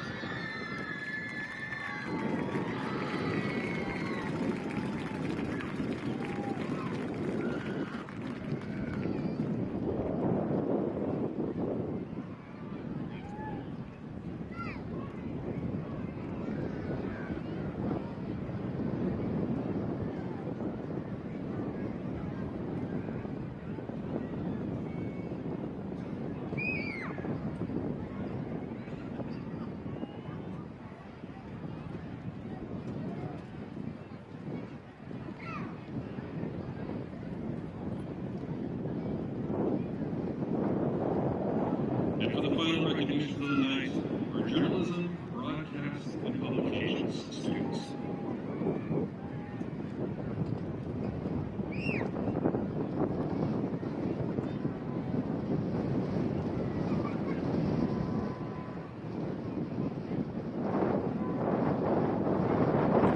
For Yellow Jacket TV, senior Hector Hernandez Flores, escorted by Teresa Flores and Ruben Hernandez. Hector has been a member of YJTV for 3 years and currently serves on the board of directors as tech coach. After high school, Hector plans to attend Grayson College and major in electrical engineering. Yellow Jacket Yearbook, Zoe Brown, escorted by Kimberly Brewster, Danny Brewster, and Justin Brown. Zoe has been a member of the Yellow Jacket Yearbook staff for 3 years. She currently serves as lead designer and editor. After high school, Zoe plans to attend either Austin College or UNT and pursue a degree in criminal justice. Callie Stewart. Callie's escorted by Ilana Bayers, serving as photo editor this year. Callie has been a member of the Yellow Jacket photography staff for 3 years. After high school, Callie will attend Tyler Community College and will major in diagnostic medical stenography. Tatiana Gio, escorted by Tanisha Dean. Tatiana has been with the photography staff for 1 year after participating with advising TV for 2 years. She also participated in the Scripps Howard Emerging Journalist program at UNT the summer of 2023. After graduating, Tatiana plans to attend UNT and major in photography. Beth Ann Kirkbride, escorted by David and Christine Kirkbride and Ben Kirkbride. After participating on the Yellow Jacket yearbook staff for a year, Beth Ann made the move to photography staff this year.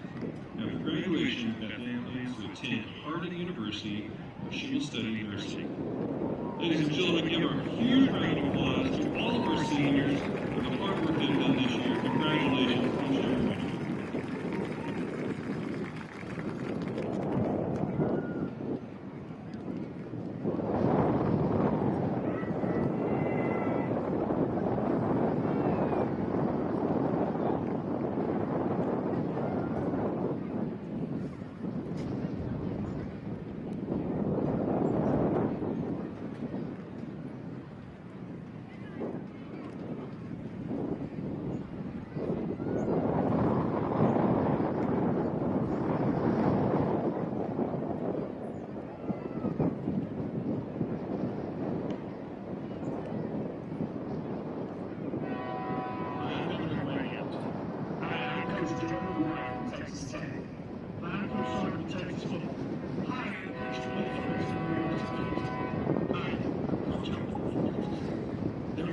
Welcome back to the Melissa Cardinals Network. You got to enjoy the performances of the Mighty Cardinal Band along with the Denison High School Band and drill team and senior night activities here in Grayson County. We are glad you are joining us.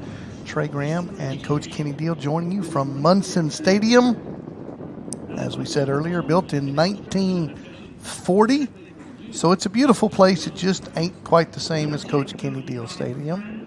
And we are glad you are spending your Thursday evening with us as the Cardinals have a 7-0 halftime lead. Cardinals received the opening kickoff in the first half, so Denison will receive the second half kickoff. You are joining us here, and we are always glad to hear from our friends out there. Cardinal fans everywhere. Our email address, mcnr@melissaist.org, mcnr@melissaist.org. Love to hear from you. We'll get to emails as we go along. Our good friend Dr. Debbie checks in. Coach Crawford, Dr. Debbie Crawford checking in from San Marcos. And we always love hearing from the Crawfords.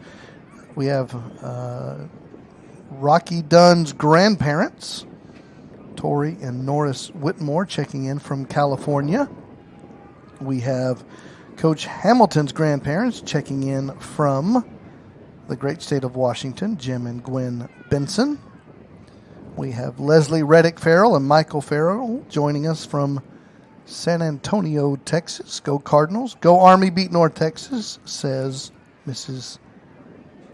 Leslie Reddick Farrell. Elvira Jordan is the grandmother of former Cardinals player Marvin Jordan. And Mrs. Jordan is joining us from Oxford, Mississippi. So thank you, ma'am, for checking in. Good to hear from you.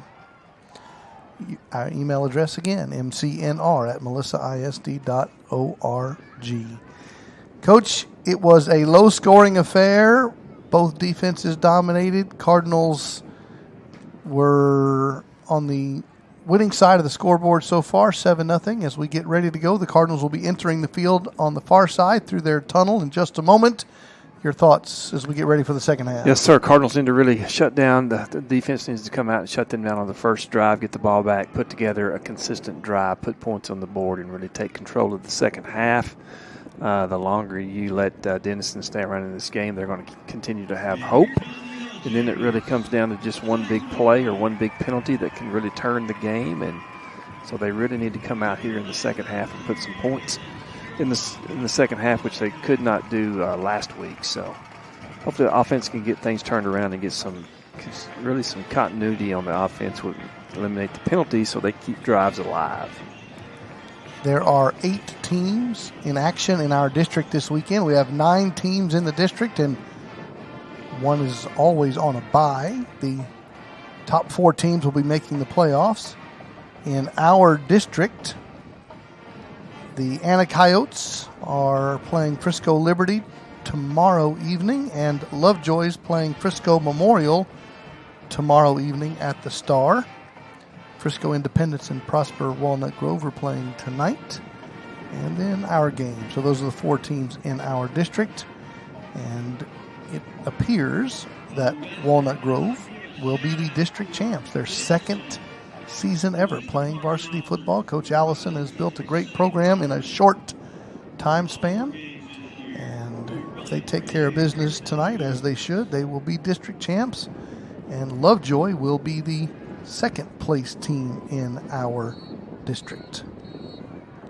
All right, it's time for football here in Denison, Texas, as the Cardinals will be kicking the football off. Put 12 minutes on the clock. 7-0 is the score. Cardinals with the lead, and we are glad you are spending your Thursday evening with us as the regular season will come to an end in 24 more minutes of football action. Sham McGregor, who has a PAT tonight, was one of our players of the game a week ago, puts the ball on his 40-yard line. Cardinals in the red helmets, white jerseys, red pants, and hold on, everybody. The ball falls off the tee, so kickers have to reset and start over again. Yellow Jackets send 3 return men back deep as they will go on offense. They've been led all night long by their senior quarterback, number 2, Ty Rhodes. And here comes Sham's kick. It will be taken at the 12-yard line, straight up the middle of the field, out past the 30-yard line, and the Yellow Jackets will come out on offense. Cardinals D will take the field with Frazier on the stop. A 7-0 lead. Peyton Porter in on that. No, that's Owen Willis, and that's 19 on there, not 18. All right, Cardinals D comes out, and we will tell you again, Hudson Zufelt up front, Logan Diamore, Jacob Wasserman up front, Max Corbin is one of the linebackers, Colin Craig, one of the linebackers, Jalen Frazier, and Antonio Sparks. Rocky Dunn is one of the safeties, Jake Patusik is another. Doomy Gadsden, who was one of our players of the game, he had a scoop and score last week. He's in at the cornerback spot opposite Jared Patusik. 1st and 10, Yellow Jackets. They're going to run quarterback keep. They fake the jet sweep, and Ty Rhodes will pick up a single yard on the play. Just underway, third quarter. Glad you are joining us. Coach, you want to give us the preview of the Cowboys and Eagles coming up on Sunday afternoon? The Dackless Cowboys? Is the Cooper Rush era about to begin? Will that be a positive change? I think so. 2nd and 9, the Cooper Rush era. But not enough to get the victory. Okay. Are we going to see Trey Lance this season? I think you should. Okay, see what you got, right? Mm-hmm. 2nd down and 9, Ty Rhodes in the shotgun, and he throws it out to the right side. Flag on the play. It'll be a catch to the right side, caught for a short gain, but we do have that flag. Catch was made by Brandon Douglas of the Jackets.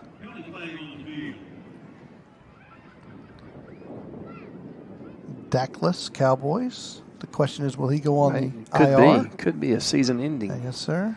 Hamstring injury.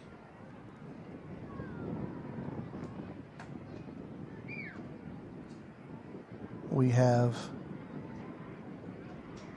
the officials not giving a signal yet. They're chatting, but not signaling. Did he get over to make the call and forgot what it was? He has to go back to the side judge and find out.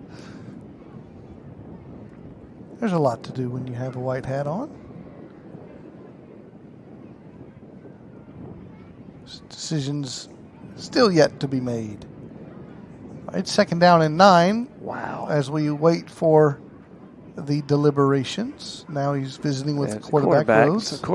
Son, what was the call? Son, do it. Coach, what? I forgot. Coach, we're finishing on. Okay, an eligible man downfield against Denison. And I don't know why you have to talk to the Denison quarterback about that, but nevertheless, here we go. -5 yards. It'll be 2nd down and 14 coming up. That was a running play. Can't be an eligible man downfield, so not sure what that was, ladies and gentlemen. But nevertheless, we're going to play football now, 2nd and 14. Took them 4 minutes to figure it out. Twins left, pro right, shotgun, trying to get the Cardinals to jump, and they do not. Now they snap the football. Rhodes in the pocket, has pressure. He's going to run the football. He's going to run into Jacob Wasserman and Colin Craig and Max Corbin, and he will lose yardage. It will be 3rd down and very long for the Yellow Jackets. It will be, 2nd down. The down marker says 3rd down across the way. And producer Trevor tells me it's 2nd down. We will have producer Trevor now telling me it's 3rd down. All right, here we go. Officially 3rd down and 22 yards to go for the Yellow Jackets. I give Max Corbin that sack.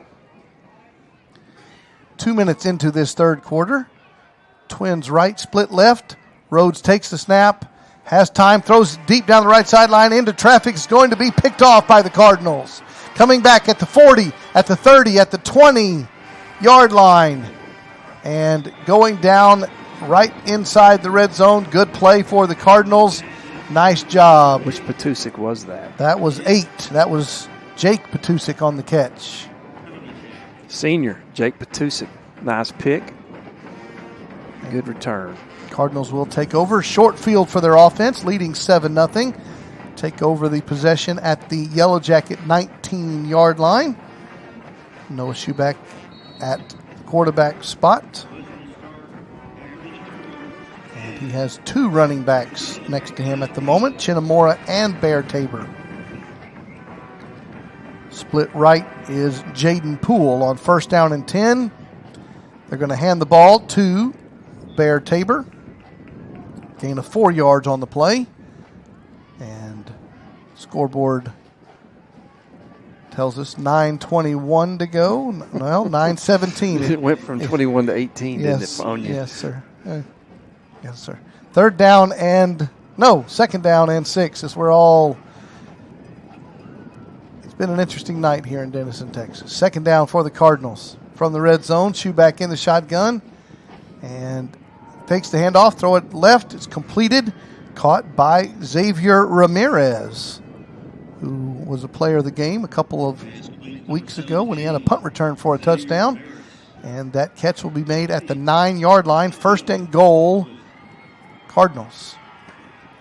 Billy Hyde is at the running back spot now next to Schuback. Starting to see some seniors get put in the game. Ball in the left hash. 1st and goal from the 9. And Hyde will take a handoff over the left side. And will pick up a couple of yards. It'll bring up 2nd and goal. Billy's always ran the ball hard. He's got good balance. He ran behind left tackle Max Wright and left guard Jake Brown. Owen Hollenbeck is at the center spot. Jaden Vigil is at the right guard, and Ryder Slayton at right tackle. 2nd and goal from the 8-yard line. And quarterback draw by Noah Schuback, and he's going to take it in for a touchdown. So the Cardinals get their first possession of the 3rd quarter and put it in the end zone. Touchdown by number 10, and Sham McGregor will come out for the PAT. He, again, was one of our players of the game last week, and therefore he was one of those young men that we interviewed on the Cardinal Scoreboard show this past week. And, Coach, I know you're a faithful viewer of the Cardinal Scoreboard show, and as people have seen, we've taken the show on the road this year. We're going a different spot all season long. The snap is back. The kick is up by Sham, and it is good. 14-0 is the Cardinals. So we went on the road again this past week, Coach, and we went to the laundry room. The laundry room. We did. And your name was invoked. Thanks to you and Coach Sparks. Matt Nally says they got 6 big industrial washers and 6 big dryers. Yes. So they don't have one little Yes, household washing machine. I've called that the Cardinal laundromat. Yes. So Trey, you always have issues with that type of machine breaking down on you, and then I just thought if you have a couple extra, you're always safe to get the laundry done, which is very important for these young men. And does that lead you into some old man coach stories of how you used to do the laundry and all that? I didn't even. They just wore smelly clothes. We didn't have a washing machine back then in Melissa, Texas. Okay. If you want to get real old. Okay. Well, Coach Nally was giving his old man coach stories where he had to wash all the clothes with a one household type machine, and now his assistants have all these big machines. And yes, sir. And you're saying back in your day you just wore dirty clothes. Yeah, just used the water hose. Okay. All right. 14-0. The Cardinals lead. Sham McGregor will kick the ball deep, and the Jackets will take it at their 9-yard line up the right hash, past the 10 and the 20, out past the 25-yard line, and the Yellow Jackets will come on offense down by 2 touchdowns. The last touchdown really set up by Jake Matusik, the senior. That interception ran the ball down inside the red zone and set the Cardinals offense up for that score. 7:43 to go, third quarter. Cardinals lead by 14. Our email address, mcnr@melissaisd.org, mcnr@melissaisd.org. And we already have one questioner coming in saying, are you really telling the truth that you hosed them down with a water hose? That came in quick. Yes, sir. Yes, sir. That might be an exaggeration. Okay, all right. There was a or you want to clarify your comments was the, yes. All right, short gain there for the Yellow Jackets. Now, was this when Coach Colton Deal was a player? Was he one of the recipients of the water hose? No, Colton. I didn't have the opportunity to at the school to coach Colton. Okay. So I go back further than that. Okay. And we did have a household washer and dryer that was probably donated. All right. We did have that. So all right. I did. And you did have electricity, yes, didn't you? We did have electricity, and I did do laundry. Okay. All right. The truth comes out. 2nd down and 10. Rhodes has pressure, and he's going to be sacked. Well, he gets out of it. Now he throws it left out of desperation, throws it, and he throws it. Guess who, Coach? He threw it to the Yellow Jacket. He did. He actually pegged the Yellow Jacket. Did he really? Yes, he did. See, there's violence everywhere. There with is. These Yellow Jackets. There's Yellow Jacket violence. Not only you and here in the booth, but the quarterback threw that out of bounds, and the unsuspecting youngster in the Yellow Jacket costume was the recipient of getting pegged by that football. With a nuke lelouch action. So, 3rd down. Anybody out there that might get that 10. reference. All right. It seems that the mascot's going to be okay. 3rd down and 10. Ty Rhodes in the shotgun. And he has time. Now he steps up into the pocket, and he's going to fall down. Yep. Wasserman just pushing the O-line back into the quarterback, and it will be 4th and long. And Coach Whitson will have to send out his punt game, and the Cardinals will get the football back, leading by 2 touchdowns midway through the 3rd stanza. Good job, defense. Force 3 and out. Jaden Poole back deep to return the punt. He stands on, guess what? The Yellow Jacket logo right at the midfield stripe. The clock went from 6:22 to 6:18 to 6:16 to 14 to 13 to 12. If you look at it, it messes you up. Yeah, it's interesting. Because you look at it and think, why does the clock stop? And it skips 3 seconds. Here we go. We're going to kick the football off. Good punt. And it is a good kick, and Poole will get out of the way, and the Cardinals will take over at their 38-yard line. Our email address, mcnr@melissaisd.org, mcnr@melissaisd.org. If you have any more old man questions from the Cardinal fans for Coach Kenny Deal, you're welcome to. This is season number 21 of varsity football for the Melissa Cardinals, and Coach Kenny Deal was around here long before that, back when it was only a K-8 school district.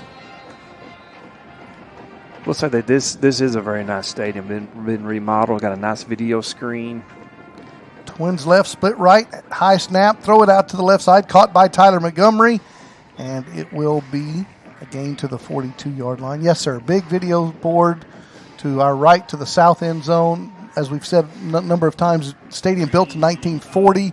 It's been renovated multiple times over the years, of course, and you didn't need a lot of parking back in 1940. No, sir. No, sir.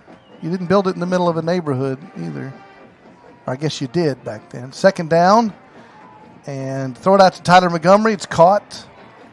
It's the old joke about the Alamo. You know, why'd they build it so close to downtown? So that's how the stadium is here. All right, the ball will be spotted at the 41-yard line. Third down coming up for the Cardinals offense. Nice catch by Tyler, just right off the turf. But was hit immediately. Third down and 7 for the Cardinals offense. Under 5 minutes to go, third quarter. Melissa has a 2-touchdown lead. Chinamora is in the game at the running back spot next to Schuback. Fakes the handoff. Quarterback throws it deep down the post route, just over the head of a diving Xavier Ramirez. Incomplete pass. It will be fourth down, and we should look for the Cardinal punt unit to come out. Stopping the clock, 4:37 to go. Great effort there by Ramirez. Completely laid out.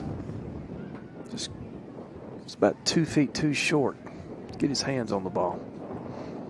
So, Coach, you came to Melissa in 1987. 87. All right. I'd say the population of Melissa then was somewhere between 300 and 600. 300 and 600. Population in the community, not the school district. Okay. So how many students in the school district at that time? 100? Right about 100. K through 8? Mm-hmm. All right. A little over 100. This is when you would, again, all your old man war stories. That's a delay game against the Cardinals. This is when you're going to say that we used to have an all-district staff meeting at a conference table. Is that what you said? Something like that. Yeah. Yes, sir. Okay. Fourth down after the delay game penalty. It is a 4th down and 12, and Sham McGregor is on to punt the football away. Wouldn't trade it. Snap is back. Kick is up and good. Good kick by Sham. It'll be taken as a fair catch by the Yellow Jackets, and they'll have a first down. 4:26 to go in the third quarter. This is Trey Graham and Coach Kenny Deal. Our 21st year of football, my 17th year here on the Melissa Cardinals Network, and this is 22 years at First Melissa for me, and this is 37 for you here in the district? This is year 38. 38. I've got 37 in the books, but this is year 38. Okay. You know, there's a whole bunch of teenagers around here that can't even relate to that, standing next to us. Man, that was in the last century, Coach. That's what they're saying, too. All right, here we go. First down and 10. I definitely could have taught their parents. Yes. All right, first down and 10. Yellow Jackets at their 27-yard line. Ty Rhodes stands in the game at the quarterback spot. Fakes the handoff, throws it out to the right side. Complete on a short gain. Nice move by the receiver. It's going to be a short gain. And on the tackle was Rocky Dunn from the safety spot for the Cardinals. Approaching the 4-minute mark, third quarter. Our first trip outside of Collin County this season. Thank you, UIL. We appreciate that. UIL thought we were in East Texas for a number of seasons. Deep East Texas. Second down, 6. 2 receivers left, 1 right. And they're going to run reverse pass. And they're going to have a lot of pressure by Corbin and Wasserman, and he throws it away. And it does get back to the line of scrimmage. It was not outside the tackle box because he was straight drop, but there is no flag for intentional grounding. Through all that, he took a big shot in the chest as well. That's running for your life right there. So there, that line judge that was over there, Trey, the referee over there, was talking to the white hat. It might not have made it back. But no flag came out, though. It definitely was not outside the theoretical tackle box. He threw his beanbag down. So it is a simple incomplete pass, 3rd and 6.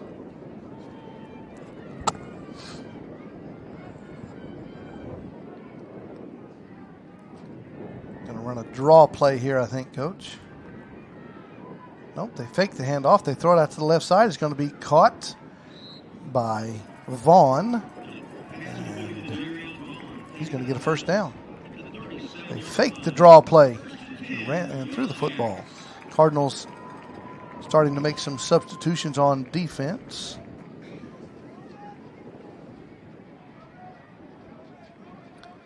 As we march our way through the 3rd quarter in the regular season finale. First down and 10, Yellow Jackets at the 38-yard line. And they're going to hand the ball off, and right there to blow it up, Max Corbin and Antonio Sparks. Loss of 2 yards. We are under 3 minutes to go. They've gone to halftime in Baltimore. Bengals lead 14-7. Yeah, Corbin and Sparks met back there in the backfield at the same time, coming off opposite ends of the line. Stephen Hinkle, a senior, has checked in at a defensive end spot. Here's a 2nd and 12 play. Motion man is Johnson for the Yellow Jackets. They hand the ball going left, and they've got a nice seam past the 50-yard line, past the 40-yard line. Good run by Henderson. And the Yellow Jackets will have a first down in Cardinal territory.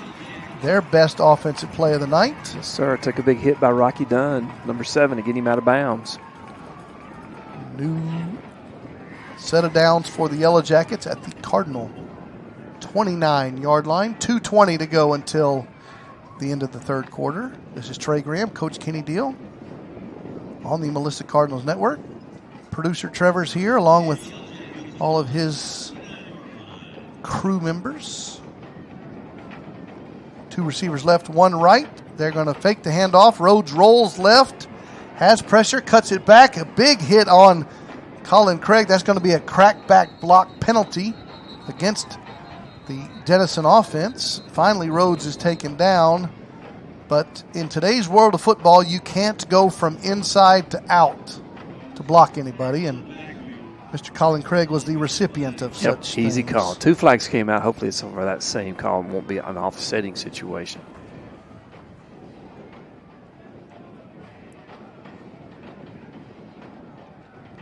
Pretty easy call for the officials. We are waiting for the gentleman in the stripes to give us a signal. And it does take a while, though. Ball is spotted at the 40.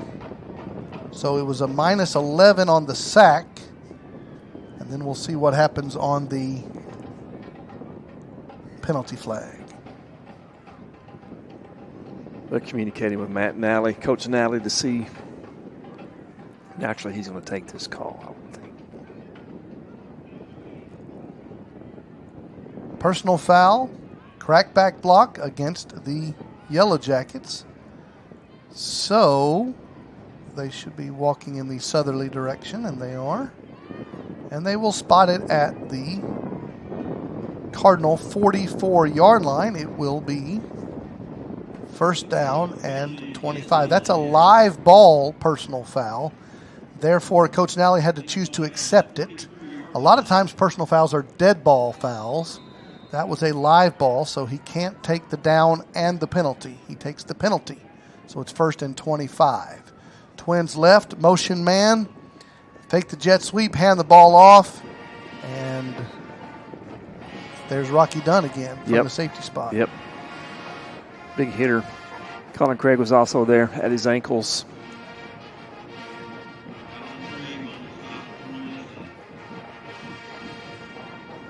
Our friend Kirk Jack checks in, Coach. Hello, Kirk. Thanks for listening tonight. Happy holidays. May Army and Texas make it to the playoffs, and may my lonely Sooners make it to a bowl game, says Mr. Jack. Go Cardinals, and until next year. Thank you for listening, sir. Second down and long. Ty Rhodes has the snap, rolls right, throws right, caught at the sideline. Coverage there by Jared Patusik, a good hit on the sideline. Catch made by Brandon Douglas, and it will be third down and long still for the Yellow Jackets as we approach the 1 minute mark.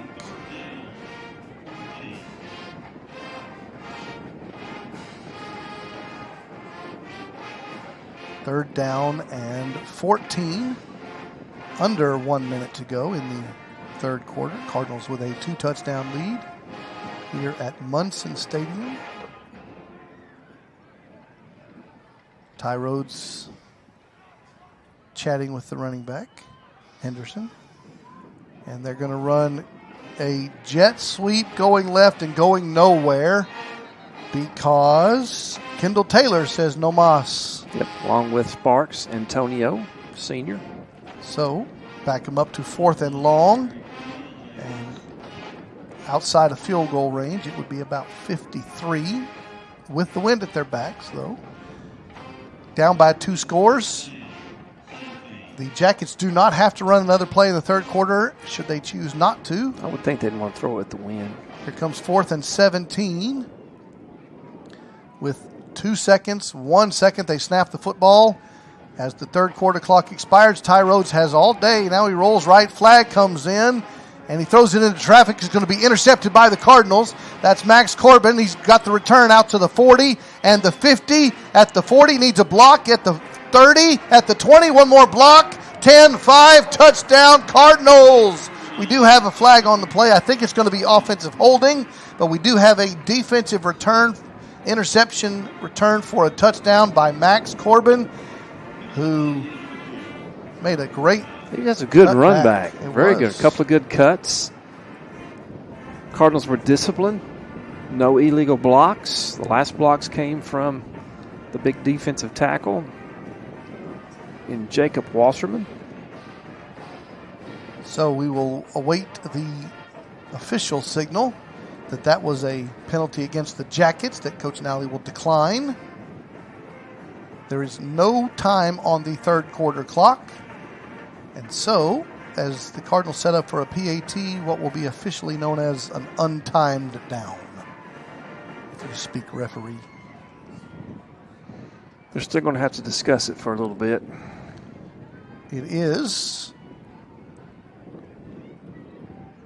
holding against the Yellow Jackets. That is declined, and touchdown is good. Coach Nally, of course, declines the penalty, takes the result of the play, which is an interception return for a touchdown. We have an unsportsmanlike conduct penalty called against the Cardinals also. So, Coach Whitson could then decide what to do with that. Again, we had a live ball situation and a dead ball situation. So Coach Whitson can choose to enforce that on the PAT, but instead he will choose to enforce it on the ensuing kickoff, which will begin when the fourth quarter begins. This will be our untimed down, PAT. And the kicker is Sham McGregor. You know who the holder is? Max Corbin, the guy who just returned the interception for a touchdown. And the lefty, the kick is up, and it is good. 21-0, your Cardinals lead as the third quarter expires, and we go to the final stanza of the regular season. Melissa leading 21-0. You are watching and listening to the Melissa Cardinals Network. Trey Graham, Coach Kenny Deal from Munson Stadium. And we thank you for spending your Thursday evening with us. Thank you for spending your season with us as the Cardinals season will come to an end tonight. Season number 21 in the modern era of Melissa Cardinals football. Our 17th season on the Melissa Cardinals Network. And as I've told you guys before, the cameras and replays and graphics and the 25 different pieces of electronics that are sitting in this booth right now, none of that was around when we had 17 years ago when either a flip phone or a really, really long telephone cord when we would call into a small signal AM radio station. And we just pray we had a signal. Well, and and pray we had some electricity in Yes. some cases. That was always difficult in some little place called Salina, Texas. Well, the Salina 7th graders needed to plug in their iPhones, and so they would often unplug our radio gear. So you might want to explain where the Cardinals are kicking off and why. That is true. They will be kicking off from their own 25-yard line. We told you it was a personal foul penalty against the Cardinals on that or after that interception return for a touchdown. Coach Whitson on the dead ball foul had the option to enforce it on the PAT. He chose to enforce it on this kickoff, so the Cardinals back it up from the 40 to the 25, and the 15 yards walked off. So the Cardinals will kick off from their 25-yard line, which should give good field position to the Yellow Jacket offense when they take the kickoff now to begin the fourth quarter. 12 minutes on the clock. 21-0. Your Cardinals with the lead.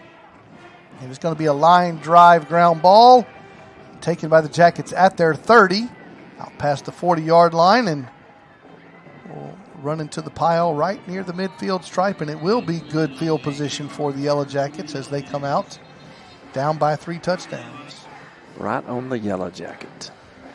MCNR at melissaisd.org. MCNR at melissaisd.org. The Cardinals' final quarter of the season.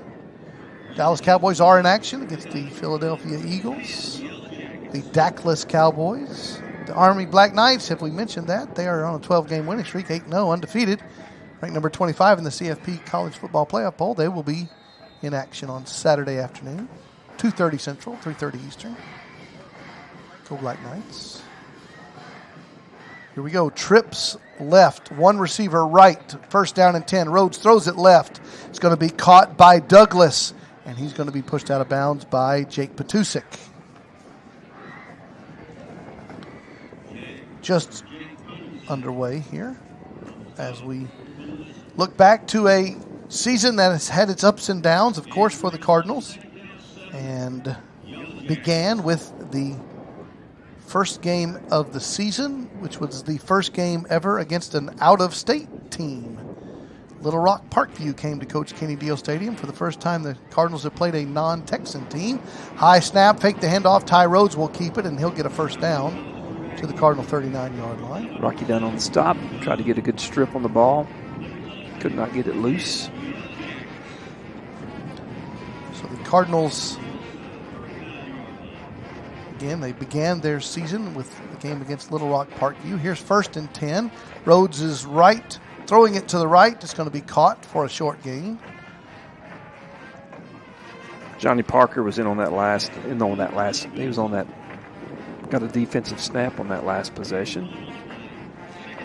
As we will be recognizing all of our seniors here in just a few moments as their Cardinal careers will be coming to an end. Second down and 9. And the O-lineman for the Yellow Jackets, the false start penalty. Cardinals were on the wrong side of that opener, losing 27-20 to Parkview. Then the Cardinals played the Frisco Raccoons and dominated them. 52-13 was the score. And then they went to the next game, hosting Frisco Memorial, and won by 66-6 in the third game of the year. There's a second down and 14 play. Rhodes has time, looks left. He's directing traffic. Now he throws the crossing route, and it's just beyond his intended receiver, Douglas, incomplete. Makes it third and long. Rocky down on the coverage. Then the Cardinals, on their continuing domination of Frisco ISD, defeated Frisco Liberty 70-13. And then the Cardinals defeated the Purple People. The Coyotes came to Cardinals home, and Melissa defeated the defending state champ 21-18. And then it was the big showdown against Lovejoy down there in Lucas, Texas, and tough loss to Coach Dodge and the Leopards. 41-38 was the final score. Cardinals falling to the Leopards. They throw it across the middle of the field on third down. They pick up a short gain. It will bring up fourth down for the Yellow Jackets. 4th and 5 as we're going to hit the 10-minute mark. After the Lovejoy game, the Cardinals tied the school record for points in one game, defeating Frisco Independence by a score of 75-6. And I don't expect the Cardinals athletic department to get a Christmas card from the Frisco ISD athletic department because they beat down a whole bunch of Frisco schools this season. 4th and 5. Motion man. Rhodes looks left, throws left, and he misses his intended receiver, Rendon. Ball goes over on downs, and the Cardinals will have the football with 9:37 to go in the ball game. After defeating Frisco Independence 75-6, Cardinals lost to Frisco Emerson 38-35 at the Star. And then last week's home finale, Prosper Walnut Grove Wildcats came into Coach Kenny Deal Stadium for the first time ever, and they defeated your Cardinals 37-28, and that's how the Cardinals stand today with a 5-4 overall record. 1st and 10 for the Cardinals offense. We're going to have some position changes. Yeah, Joey Contreras is in at center. Jaden Poole's in at quarterback. And we have a flag against the Cardinals offense. Elijah Alamasan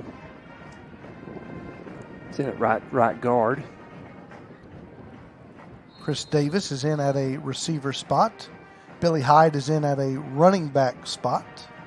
On 1st and 15, running quarterback draw is Jaden Poole, and he will pick up 6 yards on the play. Jaden Poole is, of course, the twin brother of Brett Poole. Brett Poole was one of our players of the game earlier in the season. Those two brothers played last year for the Anna Coyotes and won a state championship in purple. Here comes 2nd down and 9. Poole's going to run quarterback draw again, and very short gain will bring up 3rd down and long for the Cardinals. Jackson Sellers is in the game at an O-line spot.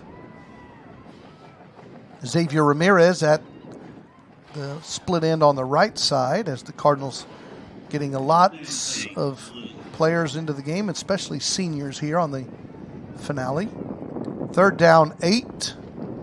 Cardinals trying to get them to jump, and they do not. So Jaden Poole wears 13. His brother Brett Poole wears 0. Jaden Poole calls the play out for 3rd and 8. And the Cardinals jump off sides. So we will have a 5-yard penalty against the Cardinals for false start. They lead 21-0, 8:17 to go in regulation. Cardinals here at Munson Stadium in Denison. Clock approaching the 8-minute mark. Mary Cody checks in, and you know why she's happy? Because she's the grandmother of Max Corbin, who just scored that touchdown. I was going to say, I was hoping she was Max's grandma. Yeah. It's a big night. Billy Hyde with a handoff. Nice run over the left side. And it will be out to the 42-yard line. We'll bring up short play for the Cardinals offense. 4th and 2. Base offense stays out there. Twins right. And Cardinals going for it on 4th and 2 from their own 42. And they're going to give it to Billy Hyde, who makes a cut in the hole, and then he's going to be tackled for a loss. And the ball will go over on downs. Clock stopped. 7-18. Nope, now it says 15 and 14. They're rolling the clock while they change of possession. Now it's at 7:12 on the game clock. Producer Trevor, am I crazy, or is that the clock? Was that rolling? Yeah. It was. Okay. Yes. Okay. So, all right, here we go. 1st down and 10, Yellow Jackets at the Cardinal 40-yard line. 21-0 is our score. Our email address, mcnr@melissaisd.org. Love to hear from you as our season is going to be wrapping up at the end of tonight. Tyler Rhodes throws the football left, and there's a good coverage there for the Cardinals.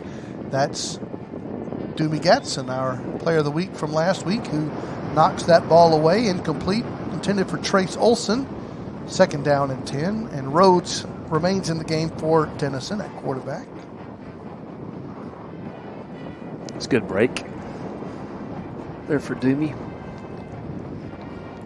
Had contact just as soon as the ball got there.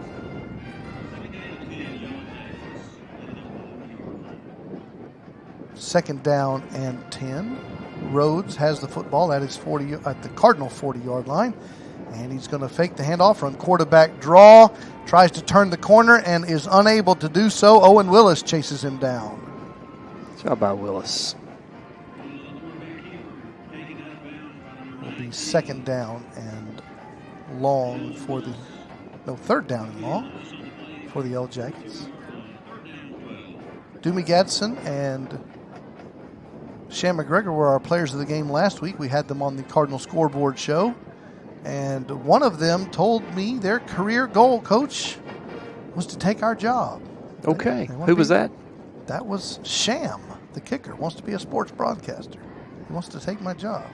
3rd down and 12. They throw the football out to the right side. It's going to be no gain on the play. It'll be 4th down. Willis was in there on that tackle along with Caden Brindley. And it will be 4th down for Coach Whitson and the Jackets. He keeps his base offense out there on 4th and 13. As the Cardinals will send some of the starters back into the game on this 4th down play. So there's mass substitutions. Zufelt and Wasserman check back in. 4th and 13. Rhodes at the quarterback spot is the punter. We'll see what he chooses to do here. He's going to throw the football. He has pressure. He's going to roll now to the right, and he's going to throw it to the right. It's going to be caught but out of bounds. Incomplete. The ball goes over on downs. Cardinals will take over. 5:56 to go in regulation. Cardinals offense will come out with a 3-touchdown lead.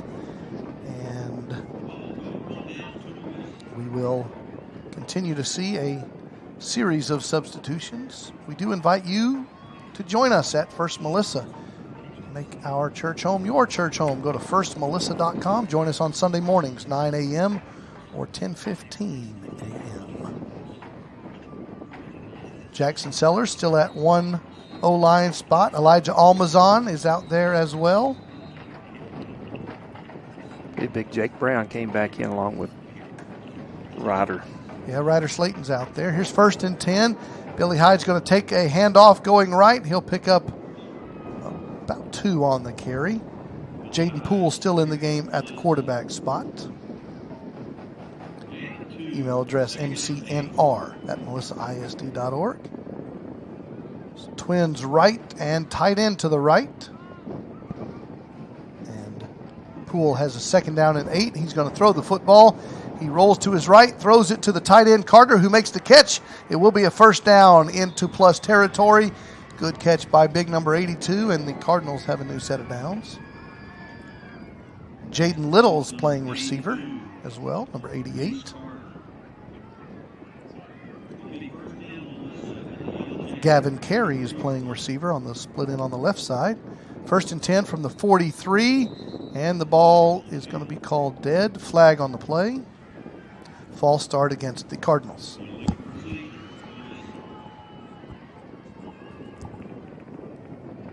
As the game is starting to wind down with just 5 minutes left, we have numerous, like over 30 seniors. So we do want to say our appreciation to them for their dedication to the Cardinal program. We wish them the best as they graduate and just move forward in their lives. 1st and 15, hand the ball to Billy Hyde, one of those seniors, and he's going to have a nice run out past the sticks. He's going to pick up 16 and a 1st down. It's a good run there by Billy. We do want to recognize and appreciate all the seniors who are playing their last football game for the Cardinals. There's Hyde on the carry. He picks up 7. 4.5 minutes to go in the ball game. So, Handoff again to Hyde. He's going to have a positive game and a first down. first wave of seniors: Brett Poole, Grayson Donahoe, Colin Craig, Jacob Wasserman, Jake Batusik, Jacob Nye, Jackson Nally, Tyler Montgomery, and Jaden Poole. Thank you to those seniors, and there's more to come. First down and 10 at the 22-yard line, and Poole will hand the ball off to Jaden Bradley, another one of those seniors, his first carry of the game, first carry of the season for Bradley, and he'll pick up 4 yards. Antonio Sparks, Hudson Zufelt, Ezekiel Cockerham, Curtis Dright. We have Denison calling timeout with 3:39 to go in the game. The Yellow Jacket season will also be coming to an end. They are 2-7 coming into tonight. It appears they'll be falling to 2-8 on the year. Sean Darby and Darren Brooks, seniors. Sham McGregor, the kicker. Tyler Maines, Billy Hyde, who's had 5 nice runs here on this last drive. Jaden Bradley, Sabine Dukes, Caden Brindley, Xavier Smith, and Mason Cobbs, Stephen Hinkle, Ryan Hayter, Johnny Parker, Joey Contreras, Johans. You're going to help me with that one? Asafa. Let's stop there, pick up the action. Here's a second down and 6 after the Denison timeout. Jaden Bradley is the running back. Poole's going to throw the football, throws it into the end zone, and it's going to be just beyond his intended receiver. That target was Hunter Mortensen, another one of those seniors, incomplete pass, and the ball falls to the turf. 36. We do have a flag on the field, so this gives us time to get through these. DeMondre Tasby, Jackson Sellers, Elijah Almason, Ryder Slayton, Big Jake Brown, Owen Hollenbach, Nicholas Hernandez, Hunter Mortensen, you just called his name. Good effort there in the corner of the end zone. And Logan Diamore. And Reese Carter, tied in tonight. All right, after the penalties marked off against the Cardinals, ball will be spotted at the 28-yard line. Second and long. Poole is going to run quarterback draw, follows the Billy Hyde block, gets another block downfield, good block, and Poole's going to take it in. Okapo was on the downfield block, and it's going to be touchdown Cardinals. Nice run there by quarterback Jaden Poole, and 28-yard quarterback draw, touchdown Cardinals. They lead 27-0 with 3.5 minutes to go in the game, and it's good effort by a whole bunch of guys who don't get a lot of playing time. Absolutely. What a way for Jaden to end in his high school career, possibly his last play there in the game. Nice touchdown run. And we have a change at kicker as well. And this kick is up. It is good, and the Cardinals lead 28-0. You are watching the Melissa Cardinals Network. We do say congratulations and thank you to all of those Cardinals and all of those seniors. And it's rare, Coach, to have such a senior-heavy team, which means there will be lots and lots of new names and new faces on the 2025 version of the Cardinals. The JV program, both teams, and the freshman program, there's 2 teams of each. They've had strong seasons, and so the future looks bright for the Cardinals, but we do say congratulations and well done, the seniors who are graduating this season.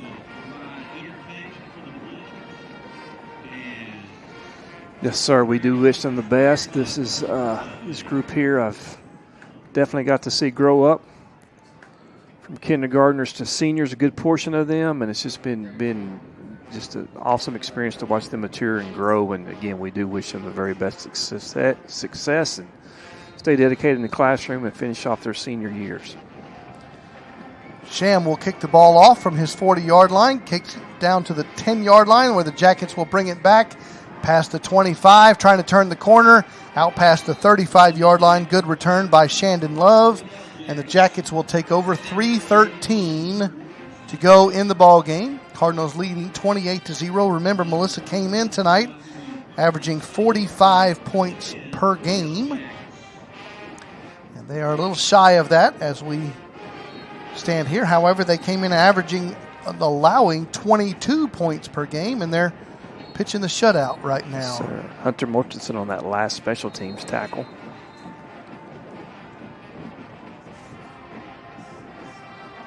It is 1st and 10 from the 36-yard line.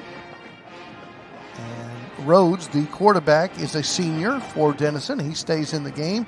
We have a false start penalty called against the Yellow Jackets, 2 words, and they will back up 5 yards. 1st and 15 coming up. We do want to say thank you again to Randy Craman. Our friend Dr. Debbie was listening. She was the brains behind all of this stuff and the vision behind all the stuff that we're doing right now. Randy Craman and now producer Trevor and all the fine folks in the Melissa ISD CTE department. 1st and 15, the Jackets hand the ball off. And that tackle will be made by Champ Weatherton, who's in the game. Max Bouchard's a big part of that as well back home. Max. You know, Max, I mean, this has never been said on the air, Coach. Okay, let's hear this. Okay. Producer Trevor is like a Max groupie. Did you know that? No, Yes. no, I need to have a chat Yes. with Trevor. He is. All right, throw it out to the left side, and it's going to be a short gain for the Yellow Jackets. Going to be 3rd and short. Producer Trevor, do you want to dispute that? No, he's a Max groupie. He can't dispute Wow. that. I'm telling you. 3rd down and 3. Well, Max in his early life was a roadie. So then Well, you I put know, the but- roadies and groupies together. I know, but This now he's training up the next generation Wow. over here. So that's what it is. 3rd down and 2 for. You have to wait till the end of the season in order to say such things on the air, Coach, just so you know. 3rd down and 2. If Max is listening, I'm sure we'll hear from him. They're going to fake the handoff. Rhodes is going to roll to his left, and he's going to go down for a big loss back there for the Cardinals.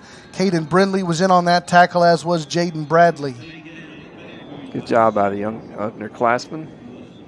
Under 2 minutes to go in the ball game. We do again say thank you, Producer Trevor, and all of his student cast on the weekdays when we film different things during the games and on the road.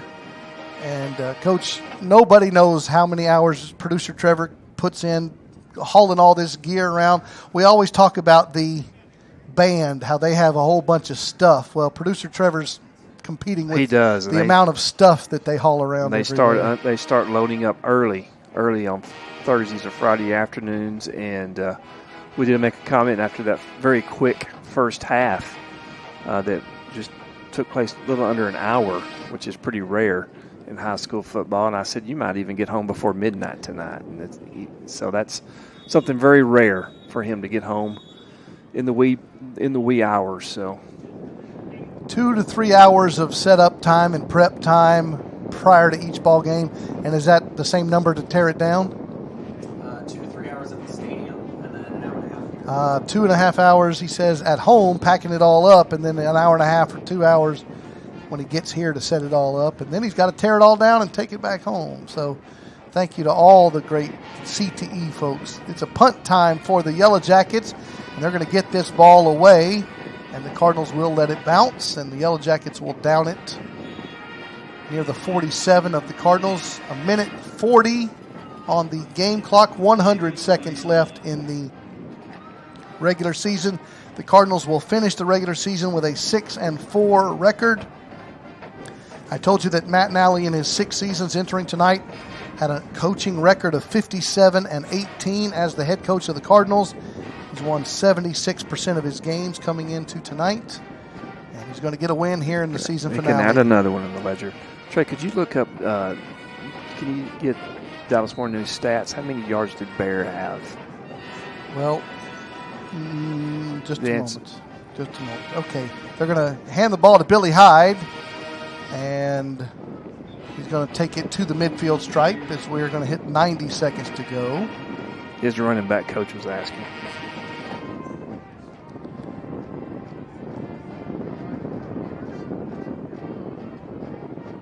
We have 2nd down and 6 from the midfield stripe. And so the Cardinals will snap the football back. Poole will run a quarterback draw, and he's going to dive for the sticks and pick up a 1st down as we approach the 1-minute mark. One more time, we'll say thank you to all of those seniors, and we wish them the best in the next chapter of their life. Again, we want to give our regards and our best wishes to the Lady Cardinal volleyball program. They'll be in action in the playoffs tomorrow evening. And the 2nd round of the playoffs for the Lady Cards volleyball program. 1st and 10 from the 44.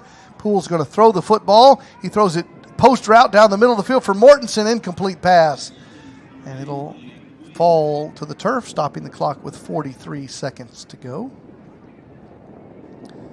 Our email address one last time is mcnr@melissaisd.org. Make sure you follow the Melissa Cardinals Network on Facebook. We want to remind you to subscribe to Melissa ISD on YouTube, where you can watch the Cardinal Scoreboard Show, as well as the replay of this broadcast, including some animal violence in the first half of the game. 2nd down and 10. The Cardinals will hand the football off. None of that was caught on film, so I really don't know if that happened or not. Really? I was giving a play-by-play of the action, Coach. So, I mean, not that I've never made up any play-by-play before, but that one wasn't made up. 2nd down, and now Cardinals will throw the football. This is actually 3rd down. Rolling right is Poole, and he's going to throw. It's going to be complete to Billy Hyde for a 1st down near the 30-yard line, and the Cardinals will not have to run another play. And the final few seconds of this game will roll off the clock, and the Cardinals will be victorious tonight in Grayson County. 28-0 is the final score. Coach, we've recognized all of those seniors, and it's time to recognize our players of the game. Offensive is going to go to Reese Carter. Had a touchdown, a couple of receptions tonight, and then again, this has been a multiple winner this year, but Max Corbin was all over the place. Had a big return, nice run, but number 4, he was all over the field tonight. I believe that's his 3rd award of the year in 10 games. So congratulations to tight end Reese Carter for being our offensive player of the game. Congratulations to linebacker Max Corbin for being a repeat winner of our defensive player of the game. We will invite those 2 young men to the Cardinal Scoreboard Show, and you'll get to watch that next week. Final score is Melissa 28, Denison 0. The Cardinals finished 6-4 on the year. And we went through the whole schedule starting way back in August when the folks from Arkansas came to Coach Kenny Deal Stadium, and that's where we'll begin again a season from now. Another special matchup in the season opener at Coach Kenny Deal Stadium. Coach, not yet season thoughts, just tonight your thoughts. Tonight's thoughts, it was kind of a sluggish first half offensively. Defense played well, outstanding. They came out in the second half. Defense set the tone again with the takeaway to set up the touchdown, and then they had a pick 6 run back, and so the defense played outstanding. Starting offense only put 7 points on the board. Pretty much, I think that's correct with me thinking back. 7 points in the first half, and then I guess we had the short touch. We did have the one short touchdown drive. So offense scored 14 points tonight with starters, and so that's something that I would say that was somewhat disappointing down the stretch and just putting points on the board. But tonight, defense played outstanding, and then just a good bounce back. From last week to break the 2-game winning streak. They could have kept their heads down, but they came out here tonight and competed on the road and just to finish off the season in a positive way. So proud of the boys tonight. It was a good victory for the Cardinals, and if you watched our interview with Coach Nally, he said several times, Munson Stadium's a tough place to play. And the Cardinals have played here twice and won both times. The all-time series record for the Cardinals and the Yellow Jackets is 3-0 now in the Cardinals' favor, and the Yellow Jackets will be coming to the Dealatorium next season. We'll bring you other sports along the way in the Melissa Cardinals Network. Our next football broadcast will be the spring game in early 2025, and then, of course, we'll be back here for year number 18 of the Melissa Cardinals Network. It has been a fun ride all season long. Thank you for joining us. Thank you for checking in, cheering on your Cardinals all season long. We do invite you and our church family to worship with us on Sunday mornings, 9 a.m. or 10:15 a.m. Go to firstmelissa.com or download the mobile app. You can join us on Sunday mornings. Coach, thanks again for the season, and well done. Yes, sir. I appreciate it, Trey. It's always a pleasure sitting next to you, and you do an excellent job, always well prepared, and really have appreciated that. And good luck to your Army Black Knights. Go Black Knights. All right, Producer Trevor, thanks to your crew. Thanks to you. Well done. Your final score, Melissa 28, Denison 0. This is Trey Graham saying good night and see you next year. You're watching the Melissa Cardinals Network.